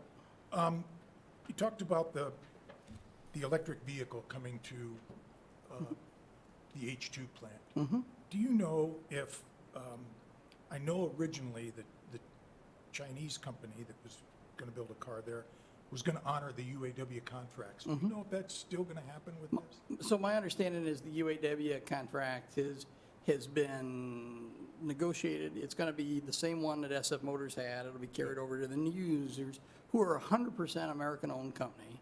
So it won't have that stigma of the Understood. Chinese-owned company. Right. But that contract will be signed, or it has been signed and will be executed as part of some of the more formal agreements. As part of their negotiations with the state, that was one of the issues that came up. But it will be a UAW plant. The terms and conditions of the past agreements will be Good, kept in good. place. There's a lot of people there that are, have been employed, can call back and that kind of thing. Plus, higher paying jobs and benefits, so. Well, and It's one of good for the area. Absolutely. One of the opportunities, again, that they looked at this plant was because they knew they would have a workforce. So Right. they needed to. There was a pre-made start, if you will. My last question is, everybody fights for industrial. I mean, we all, communities across the country. But one thing that I see in an area that I work in is there's a huge demand for data centers, data storage. Now, I know we have some of that in our community, but I think my thought is we have the fiber is here, the water is here, maybe not the inexpensive power that data centers look for, but are we being courted? And this could be from any one of you. Is there discussion about, these don't necessarily provide a lot of jobs other than construction jobs in the beginning, but certainly a good tax base, utility user, just a good support system for the community. Are we seeing any interest? Yes, so we actually had a prospect out in the IEC. They needed 700 acres. So we, and the 700 acres wasn't to build a building, it was to build a campus. Right. But it's a user that requires that they have 100% renewable energy and all of their uses can be maintained on site. So the water's reused, they would have a large solar farm as part of the project. So it was really a huge campus. It was just shy of $1.2 billion project. But our challenge was, we didn't have the land assembled, and we didn't have the zoning in place. So we got the land assembled, we were able to keep them at the table, but we got to a point where we had some zoning challenges, mainly because it took us a while from March, when we had gotten land under control, till we could get through the zoning process in September. And between the timing, between the upcoming election, between some public sentiment, that they didn't want a project that was going to be picketed by environmentalists. It really took a step back. Now, we've had some conversations with them since the first of the year. They do have an interest, but again, where they're located, they've got some other development challenges. So there are opportunities. The state did a great job a couple years ago of putting in place data center specific language in state code. opens up a lot of opportunity for tax abatements and rebates on equipment purchases and things like that. So it really creates a good system in place in state code. One of our challenges here locally is we haven't adopted those terms and conditions specifically for tax abatement in the county code. So we're in the process of updating the county code to add data center language to our county code so that we can be more competitive. But again, as you mentioned, we have, because of where we're located geographically, fiber runs down the train tracks, it runs down the toll road. Everything's got to go under, the south end of Lake Michigan. So as it goes to Chicago, it's got to come right through us. So we are looking at ways to capitalize on that. Very good, thank you. And maybe just to answer your question about Toyota, so I got the letter from Toyota, it had 5 very specific points. The number 1 point was site control. And that was the big reason why we weren't being considered. That, we didn't have a $1 billion check. But as part of the letter, we did get a neat Toyota hat that I have in my office. So, here you didn't get the project, but you got a hat. So not quite the same, so. Thank you. Thank you. Other questions from the council, and in particular from our colleagues who are participating remotely? Yes, Mr. President, I have one, or a couple if you don't mind. Mr. Mamalenti? All right, thank you. Thank you to all presenters that provided some valuable information. Truly appreciate it. I have a couple questions, and feel free for anyone to answer. The first question is the mill and the occupancy there. Do we have any data that shows how many residents or tenants are from out of town versus in town? Meaning, how many people did that attract? Mr. Mamalenti, Kent Prince. We do not have that information, but we can request it, and I believe the developer will share that with us. Okay, appreciate it. And then the next question would be, in terms of new businesses that come to our area, do we have any data that shows who made first contact? Meaning, was it our region that recruited this company, or typically did they reach out to us to find out if land or buildings were available? I can take a shot at that one. It's Regina from the Regional Partnership. So we do track that. And I would say the interesting thing is the way things have gone digital, not just with COVID, but even over the last several years. Most of the decision-making starts online, and we don't even know that a company's looking at our region. And that makes it so much more important that we're putting out a good image, both by keeping awareness of the region and by the content that we have online. And so when we do know that they're available, then we're working together as a region to track that. So we get leads from a variety of sources. It could be from the IEDC at the state. Oftentimes projects will go directly to the state and say, I'm interested in these 4 regions of the state, and then they'll coordinate our response. And so I think Jeff mentioned that as the LEDO, they get all of those responses to the state when we have sites available that meet their requirements. And then one thing I love, we're working together as a region with, we've developed a shared database so that we can track that and put reports out that show exactly, where things came, where they ended up, and what the results were. So I'd say we're making a lot of progress in that area, but the others can feel free to add to that. Great, thank you. And then one other last question for Mr. Ray. After your description of the age group on that young professional, I understand how I got kicked out of that database, so I appreciate that. But if you recall, shortly after I started on the council, you had developed kind of a roundtable discussion with the chamber and certain community leaders, particularly some of the council members that took place at your facility. Do you recall that at all? I do. Okay. I really enjoyed that. I didn't know if that is continuing to go on. Thought it was very helpful. If you have any plans to restart that post-COVID. I think post-COVID, we'd like to. I think I can't even remember it was even what it was called now, but we had some great dialogue. The goal initially was to bring school boards from across the county and councils from across the area and business leaders and some of that. And honestly, we haven't done it for several years, probably more of a capacity issue, but one of those that we see now more than ever is you see all the kind of things there. The cooperation and coordination is important there, and Regina's success has been because she's been able to bring people from a broad geography together, and I think it's similar in St. Joe County, we need to do some more of that. And so I think as we come out of maybe even before the pandemic ends, we obviously have the ability to do some convening together, but I think there'd be great value in doing something like that, and we'd love to kick that back off. All right, great, thank you. I guess I'll just close with, just again, I appreciate all three parties, well, four, including Mr. Prince. I think you guys make a great team and appreciate all you guys do for our city. Thank you. Thank you, Mr. Mammolenti. Other questions or comments? If I can follow up on a couple of the points then, and Regina, in response to Mr. Mammolenti's question, you mentioned the compilation of data and inquiries that you put together. Does that encompass inquiries that Jeff and the chamber receive, that Ken and our departments receive, perhaps Bill and his department receive?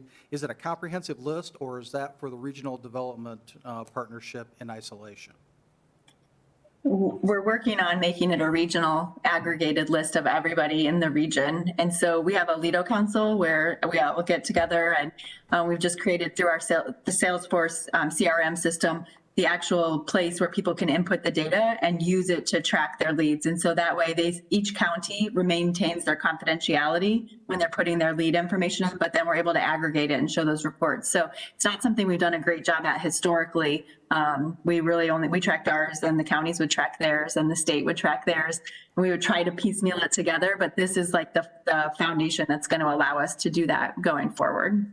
Okay. Well, I appreciate that, and I suspect that you'll all agree with me. And clearly you all work together very closely, but since everybody has their own piece of the pie, if you will, seems to me that because of the balkanization, that there's an opportunity for something to slip in between the cracks, or for the right hand not to know what the left hand is doing. But I sense that you're already well ahead of me on that issue, and you're trying to work on that information flow. To that, excuse me, go ahead. Well, I was just going to say one of the great things that Jeff's done through the chamber, we call it the EDPN, or Economic Development Professionals Network. And so every month we have a standing meeting where anyone involved in economic development, whether it be from the cities, the utilities, the region, the county, we're all around the table sharing information and making sure that it's updated. And that really wasn't happening before Jeff's leadership of saying like, okay, so it's grown tremendously. I think that's been really valuable from the St. Joe County perspective. And I would agree with that. As these documents are being prepared, the information's being shared, and I'm sensitive to the confidentiality point that you raised as well, but with confidentiality being, observed, as that could be shared with us, and other bodies, other legislative bodies, I suspect would be interested in it. But, at least from our perspective, I would find some value in to receive that. It doesn't have to be a daily report or anything along those lines, but as the time interval would be right, I think that'd be helpful to us. And in particular, if that information distinguishes between those developers and business owners and entrepreneurs who have contacted each of your entities and those who we have prospected, that we've reached out to. Because, I think it's valuable for us to have a little bit more, since we don't interact with you all that often, of a bird's eye view as to what we're doing proactively to try to reach out and market the region, market the county, market Mishawaka in particular. So if that could be part of the information flow back to us, I think that would be valuable as well. Great. A couple of other follow-ups, and again, this was great information, and, I appreciate Jeff Ray's offer to send us some follow-up information, and, Ken, if we could get a copy of the PowerPoint just so that we could review it afterwards, that'd be appreciated as well. One of the bullet points that Jeff made reference to was unemployment, currently what we're experiencing. And you may very well have touched on it, and I just didn't track with it in the flow of information. But can you put that in a little bit of a context? How do we as a region compare to the state as a whole, the nation as a whole? Can you give us a little context for the unemployment figures that you shared? Yeah, sure can. So we've been about where the state average is, and so we've been a little bit higher than Elkhart County as the RV industry's gone gangbusters over this last year. They've been just a little bit lower in terms of total job loss. They're just a little bit less than we are. You know, it's interesting, I think, and so in my early days of working with the city, we used to celebrate 5% unemployment because that was sort of the norm for full employment. And then we got a little spoiled in the last couple of years as we get down to like about 3.2% or so at our low and stuff. So I think we're back more where we were probably 20 years ago. But I think we've kept pace with the state in particular and with the region, except for, like I say, the anomaly that is Elkhart County a little bit there too.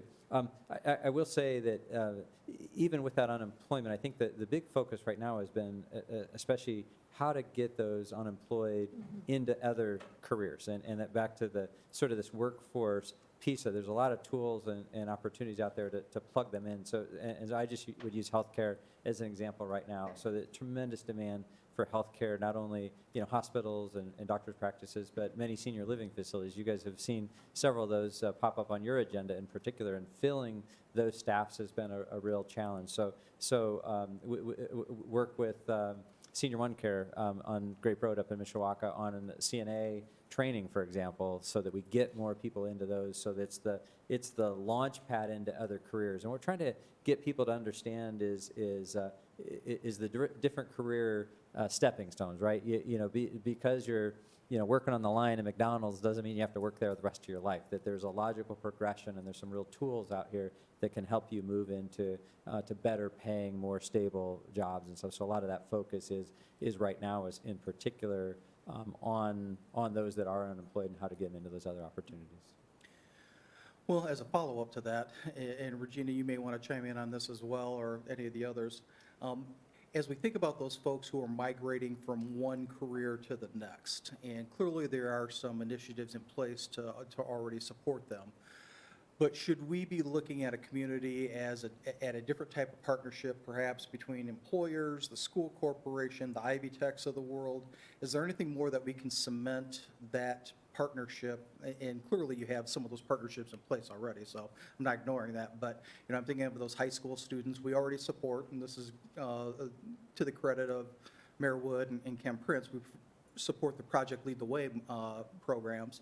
But is there something else that we can do as a community to try to develop those partnerships between educators, business owners, and local government so that we are helping to train the workforce that they need to be able to move into their place of business? I think it's a terrific question because there are two things. It's the business people over here that every day is saying, oh my God, I can't find the people that I need.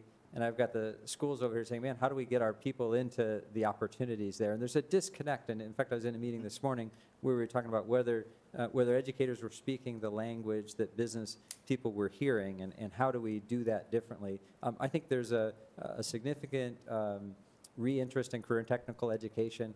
We've gone through this generation where we told everybody they have to go to college, and college is still a good thing. I'm not suggesting people don't go to college, but there's some wonderful careers, whether it's a building trade, it's a manufacturing, it's doing a lot of different things if kids just know about it. So I think really two things. One, we've got to just sort of open their awareness of what those opportunities are. And two, we have to sort of work on that pathway, if you will. So I do think that we haven't figured that piece of it out yet, this pathway from this senior in high school who's not sure what he wants to do, getting him into the workforce and then getting him on. And so our meeting this morning even was to talk a little bit about how do we do that. We've identified some small companies just to sort of say, hey, could we take student Greg and student Mike and plug them in and see how and make this work, and then sort of expand this, because employers for some reason aren't hearing this.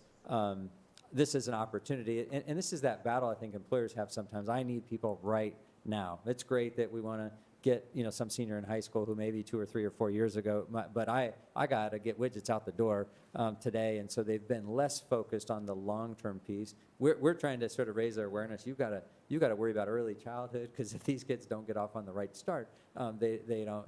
And so we're trying to change that narrative So human resource directors in these companies, I think, are the great conduit for this, and then career and tech education. And so our hope is that we are plugging those in. What exactly that program looks like, I don't know, but Manufacturing Day, Career Quest, Construction Trades Day are all aimed at sort of doing that kind of thing and hoping that we build on it. And I would use, the virtual pivot of Manufacturing Day as a good opportunity we went down to doing lesson plans and PowerPoints, so that if you're doing virtual learning and you're trying to figure out what do I teach, here's your opportunity. And it became a logistically a little easier because we didn't have to put 3,000 kids on buses and take them, to 27 different sites or whatever. And teachers really integrated that into the curriculum. And if I could go back to one other thing I mentioned, I draw a blank on it, but with teachers, because we certainly need teachers to understand what's happening in companies as well too. So I mentioned last summer. Externships. Yeah, the teacher externships. Last summer, we funded that and had a ton of teachers out in companies, and that we decided was maybe one of the best things, because teachers were able to sort of align some things in the classroom to better get them to understand what's needed on the career thing. So measuring was a good example of one that nobody, every employer says nobody knows how to measure, and teachers were sort of in a way thinking, well, wait, doesn't everybody know how to measure? And there was a disconnect there and stuff. So I think those things are important. We've asked the state to even help think about funding for some of that kind of stuff. It's not cheap. Teachers shouldn't be required to give up their summer and come and for free go into a company and learn to take stuff back to the classroom. We think those need to be funded. So I think there are a couple of those efforts, and by no means do we have it figured out, but we're working on trying to improve on that. Okay.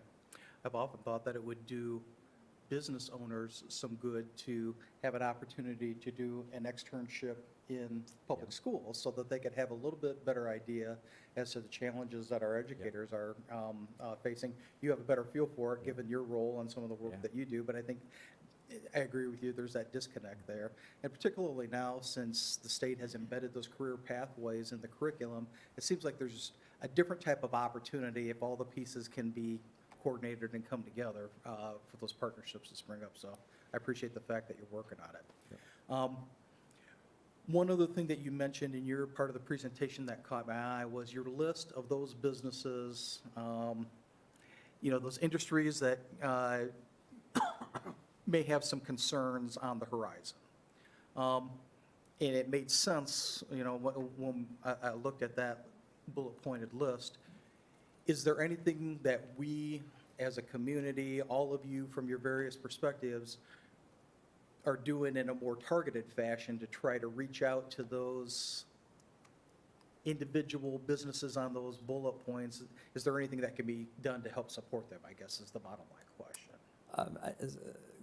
Good question. I think the hard thing is understanding, sort of that. So I mentioned the number of bankruptcies, for example, Right. of the national retailers. The national retailers are very, very hard to connect with. I think Ken's example of working with restaurants to figure out, drive-through, if that's a possibility, or pickup. Even the large people are doing that too. So Macy's or the mall folks are all thinking about how do we react to sort of curbside service and such. I wrestle with, gosh, the infrastructure is strong, traffic moves well. There's not a lot to do to make those sites more attractive, and there's a piece of me that would like to think it's just sort of the normal churn, and as you know, once a year at least, the news did the story about, is Grape Road dead? And they would cite, this year it's Venture, Farmore, Media Play, Builder Square, all empty. Oh my gosh, nobody wants to shop Grape Road anymore.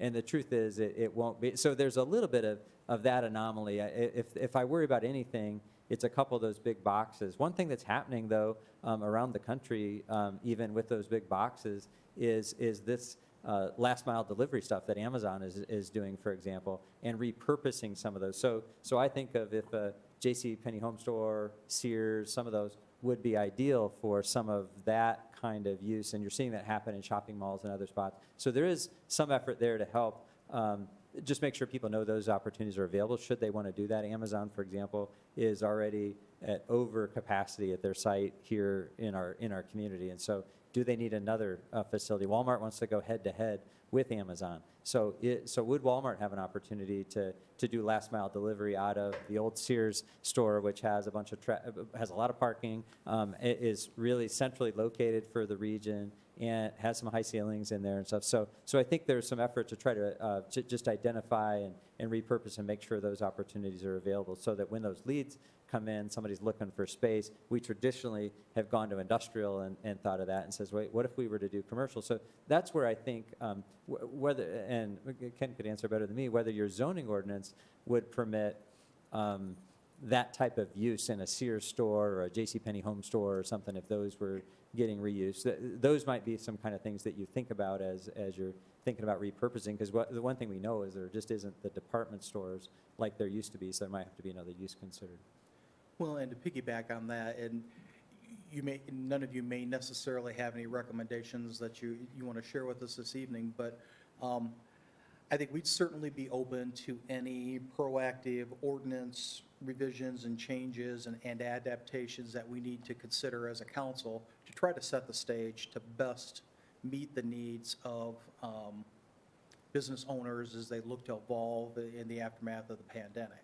So, Yep. again, I don't expect that anybody has Yeah. a laundry list that you're going to roll out now, but certainly I suspect that we'd be interested in entertaining those as the time is right and as you come up with other suggestions. And, as a lawyer, I'm a professional thief, so if other communities have come up with some ideas in terms of how they're working with the business community to address these concerns, I think, at times we can steal from, a tried and true method that they've implemented.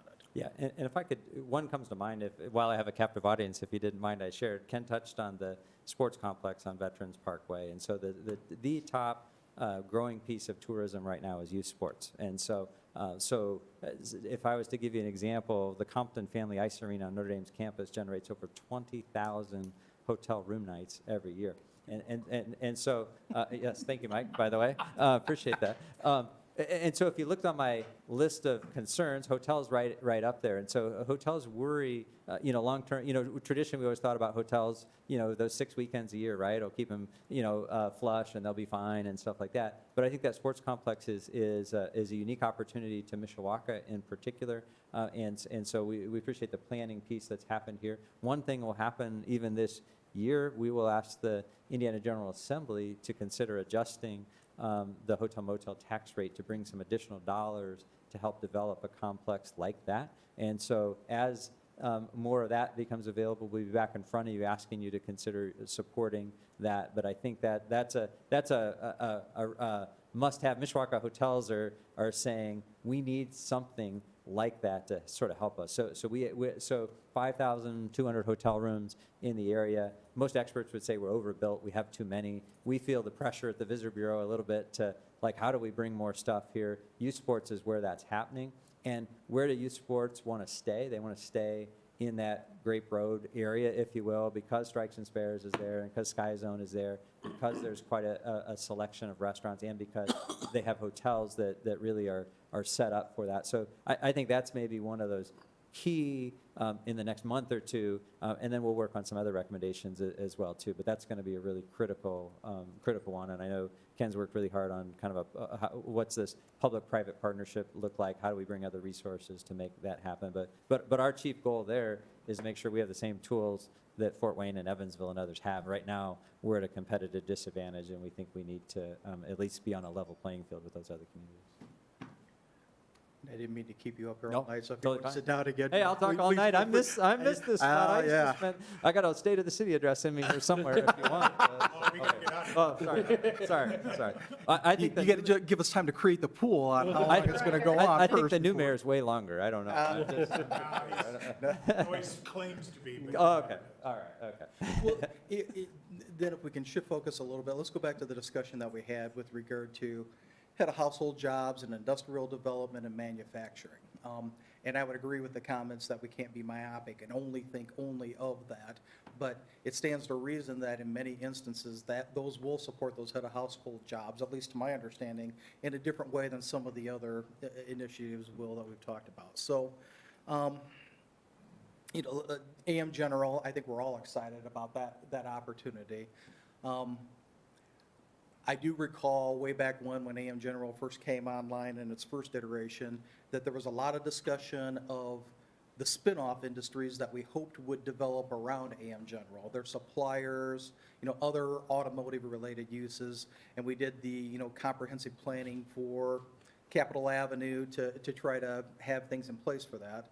And, their business model has gone through some changes. So, with regard to what's coming online now, and Bill, I, invite you to, chime in on this as well. What opportunities do we see for those spin-off suppliers and other related uses to be part of the mix so that it amplifies the benefit of AM General proper? Certainly. So I think as we have seen, as Lippert has come into the market and completely capitalized all the different subsectors that make up the RV industry, we had hoped to see something like that similar with AM General.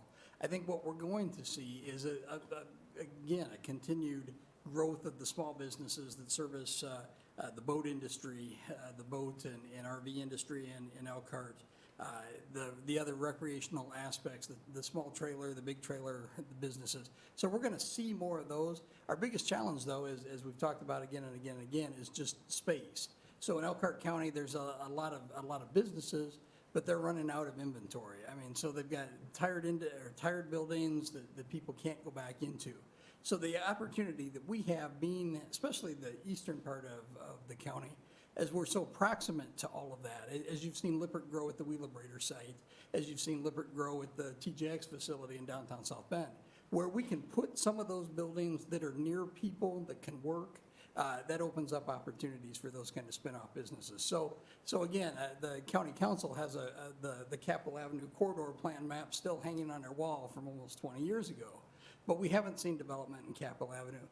Again, as we've talked about, high price of land, lack of utilities, lack of land aggregated for development. So as we get to a point where we can see some of that, as some of those pieces come together, and we think that this ELMS project, the Electric Last Mile project, it will help with some of those things. Will help bring people back to industry and industrial development in the area.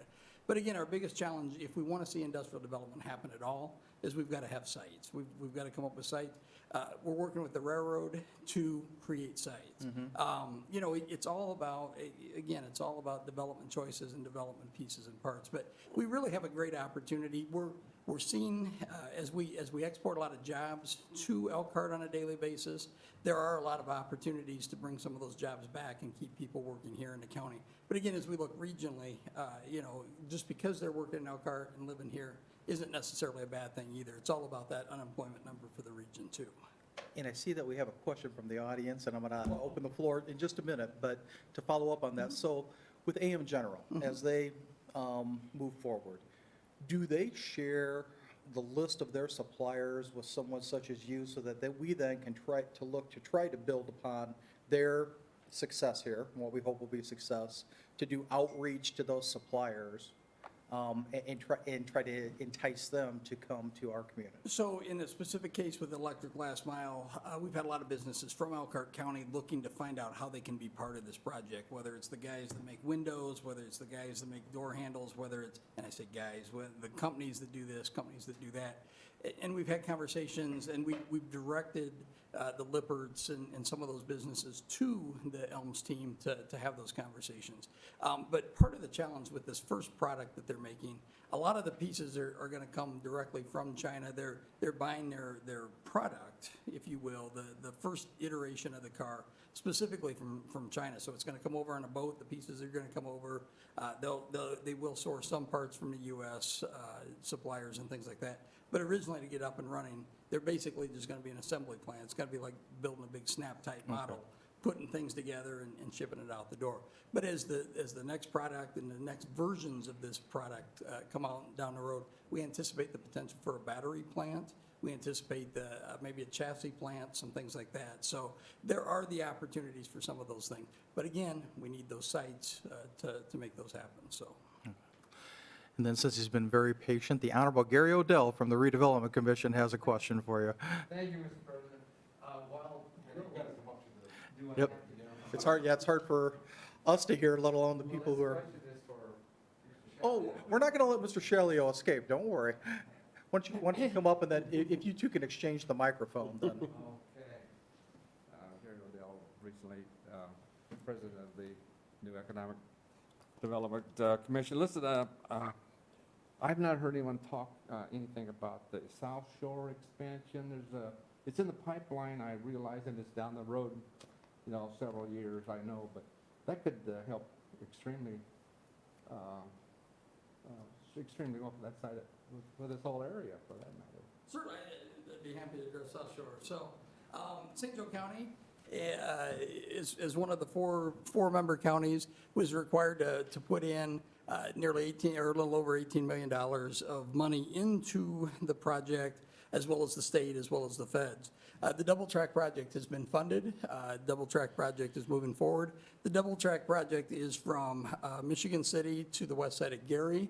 It'll put 2 tracks in that corridor, allows trains to move forward and move a lot more efficiently. Part of the challenge with South Shore, the passenger service, is that they control the line. So they control all movement from the airport all the way into Millennium Station. So any freight movement that has to happen in that corridor has to work around the passenger service. Passenger service has the priority on that line. So Double Track allows more flexibility for the freight, opportunity for the freight to travel on the other line as the passenger service is moving. So Double Track, huge project. But the last piece of the project is really where the train ends up. Does it stay at the airport on the east side of the airport? Does it move to the west side of the airport, or does it come downtown South Bend? So still kind of up in the air. We've got potentially an incoming Secretary of Transportation that certainly might like to see it downtown South Bend. But we, the county, have been working over the last couple of years to get it out to the airport, keep it at the airport, move it to the west side of the airport. In fact, we have a conference call tomorrow with FAA, the Chicago office of FAA. Our biggest challenge right now with the train relocation project is taking the train through the south end of the runway protection zone on the north-south runway. So 12 years ago, there was an airport director there who I may have a slight relationship to, who got approval to put the train through the end of this RPZ. It's an imaginary flight path. And basically what FAA is concerned about is there could be the potential for the exact moment when a plane is going to land, that there could be a train in that same RPZ. And how does that work, and from a safety standpoint, and things like that. So we've been working with FAA to reassure them that we can find ways that the train and the planes won't be in the same place at the same time, and we won't have any conflicts. The bigger challenge with the train isn't so much the train itself, it's the fact that it's got 8 feet of cantenary over the top. So it's those wires that might snag a wheel. You've seen an airplane land on a hangar or on a aircraft carrier. Well, there's no aircraft carrier mechanism at the airport, but you certainly don't want to catch a plane on on those wires. So it's a challenge. We're working through that. We anticipate some kind of ruling from FAA in the next several weeks. We get that, and if the project can go through that runway protection zone, then the project's a go from the county standpoint, and we'll continue down the path of looking at relocation of the train.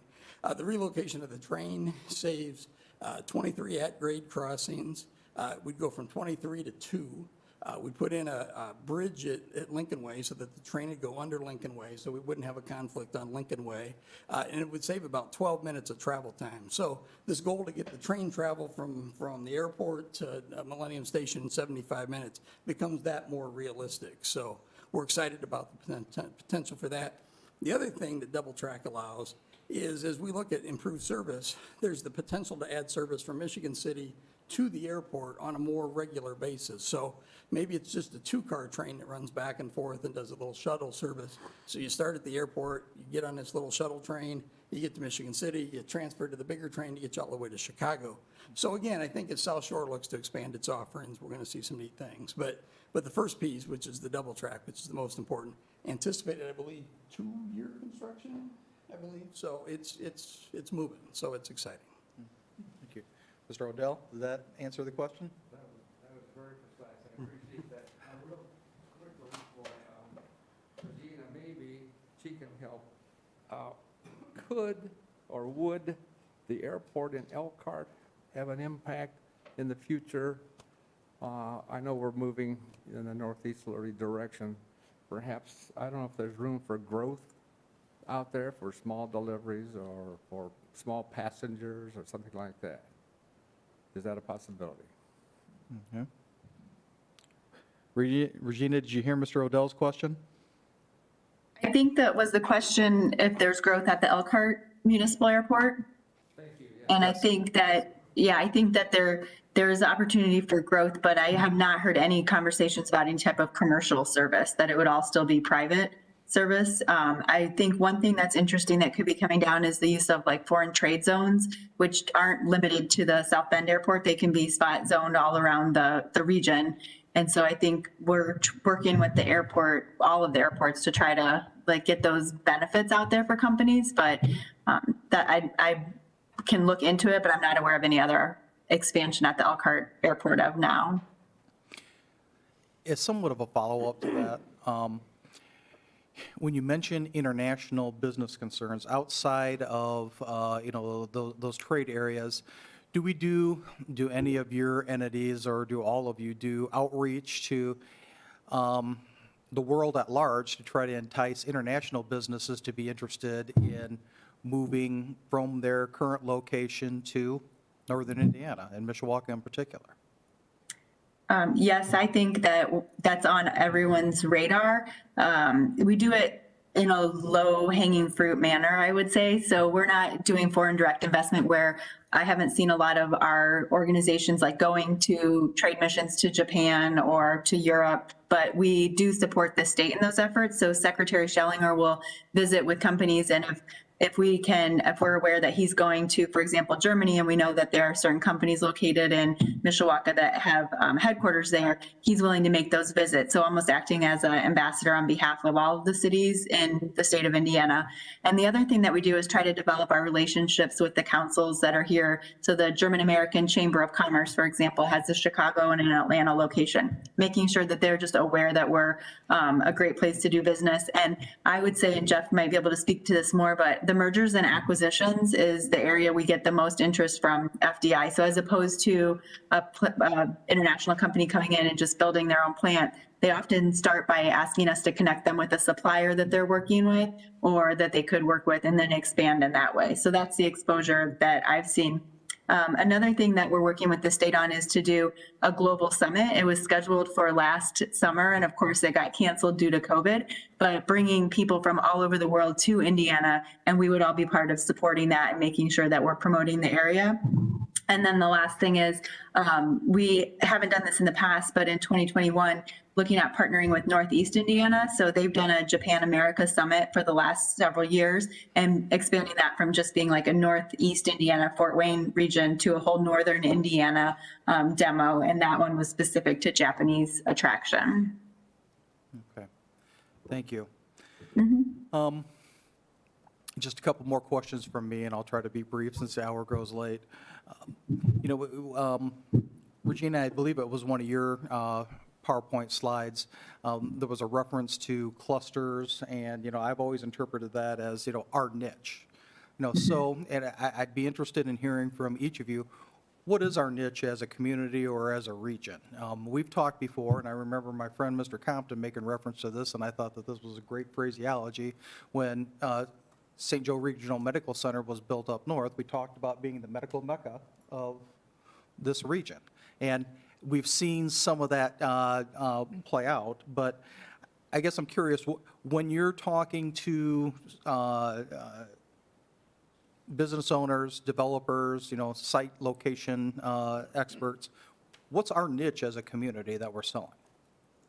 Yeah, I can answer that from the regional perspective, and then everybody can drill down. But so going back to when we were applying for the Lilly grant, we engaged a company called Techonomy to come in and do an industrial analysis of the region.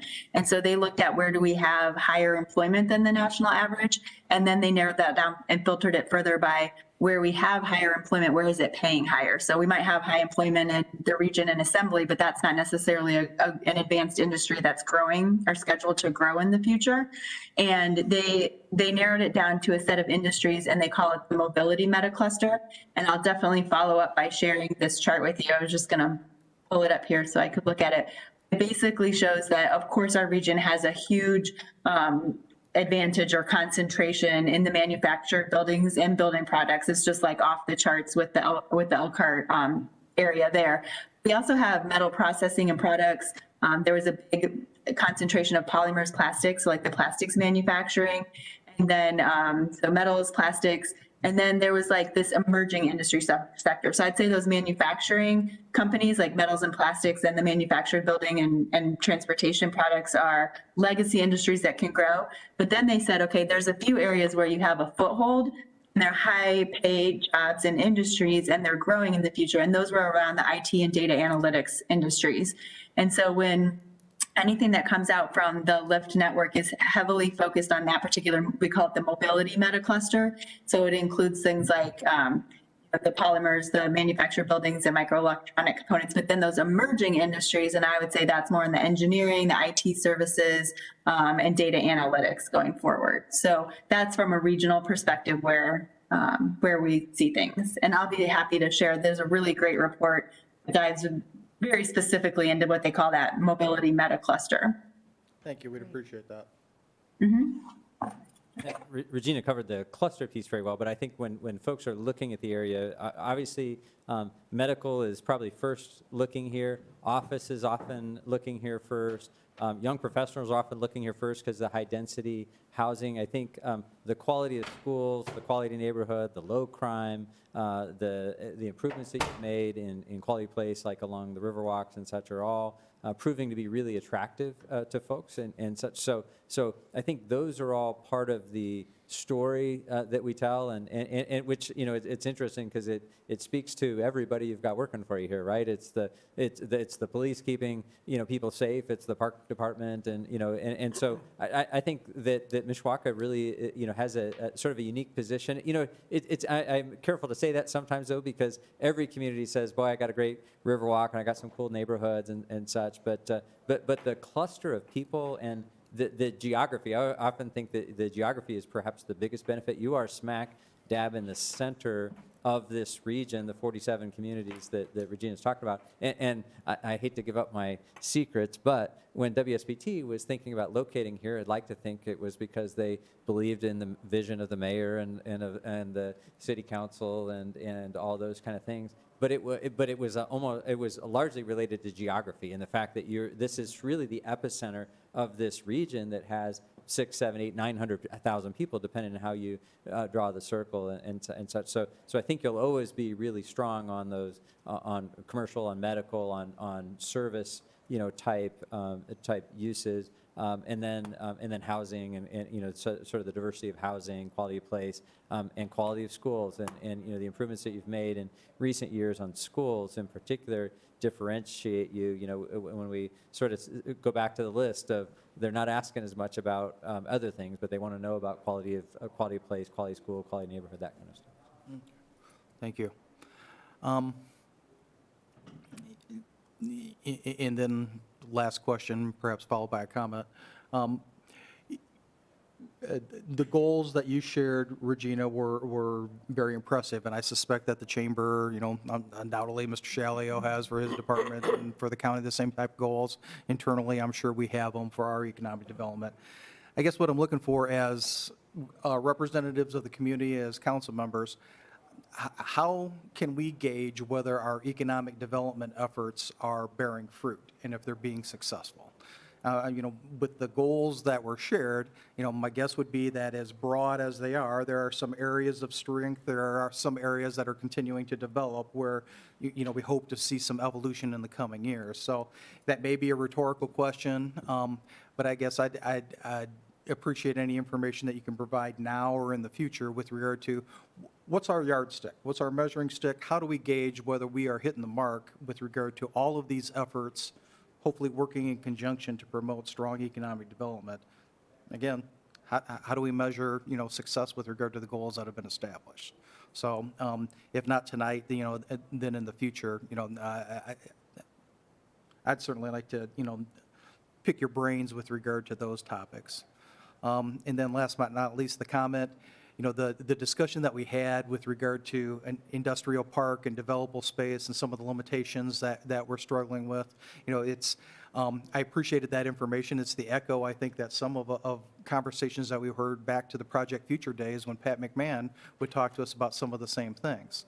And it doesn't appear to be a ready, it's not an easy fix. So I'm not asking for any magic bullet solution this evening. But I think if we can continue the conversation and try to identify what we can do as a community to try to break through some of those roadblocks in order to identify where it is that we could locate an industrial park. And clearly, Mr. Prince and others are already working diligently on it, and I don't want to imply otherwise. But if we can continue that conversation, and I guess hopefully one of my goals is that what we're doing this evening is not just going to be the end of a conversation, but the beginning of an ongoing dialogue. And certainly, none of you have the patience to come see us every month, and I would never impose on your time. But I think that it would be valuable for us to set up some continuing ongoing dialogue so that we can hear from all of you, from your perspectives, where we're at, in particular, as we move through this year of challenge. What's worked well, what's new on the horizon, what can we do to try to help? So, unless there are any other comments that anyone wants to share, from the council standpoint, I guess I'll also invite, I believe that all the speakers who are participating via WebEx are related to the council and the city, but I'll open the floor. Since Mr. Odell already got his bite of the apple, 2 bites of the apple, actually, to ask some questions, I'll inquire if there are any questions or comments from anybody participating remotely.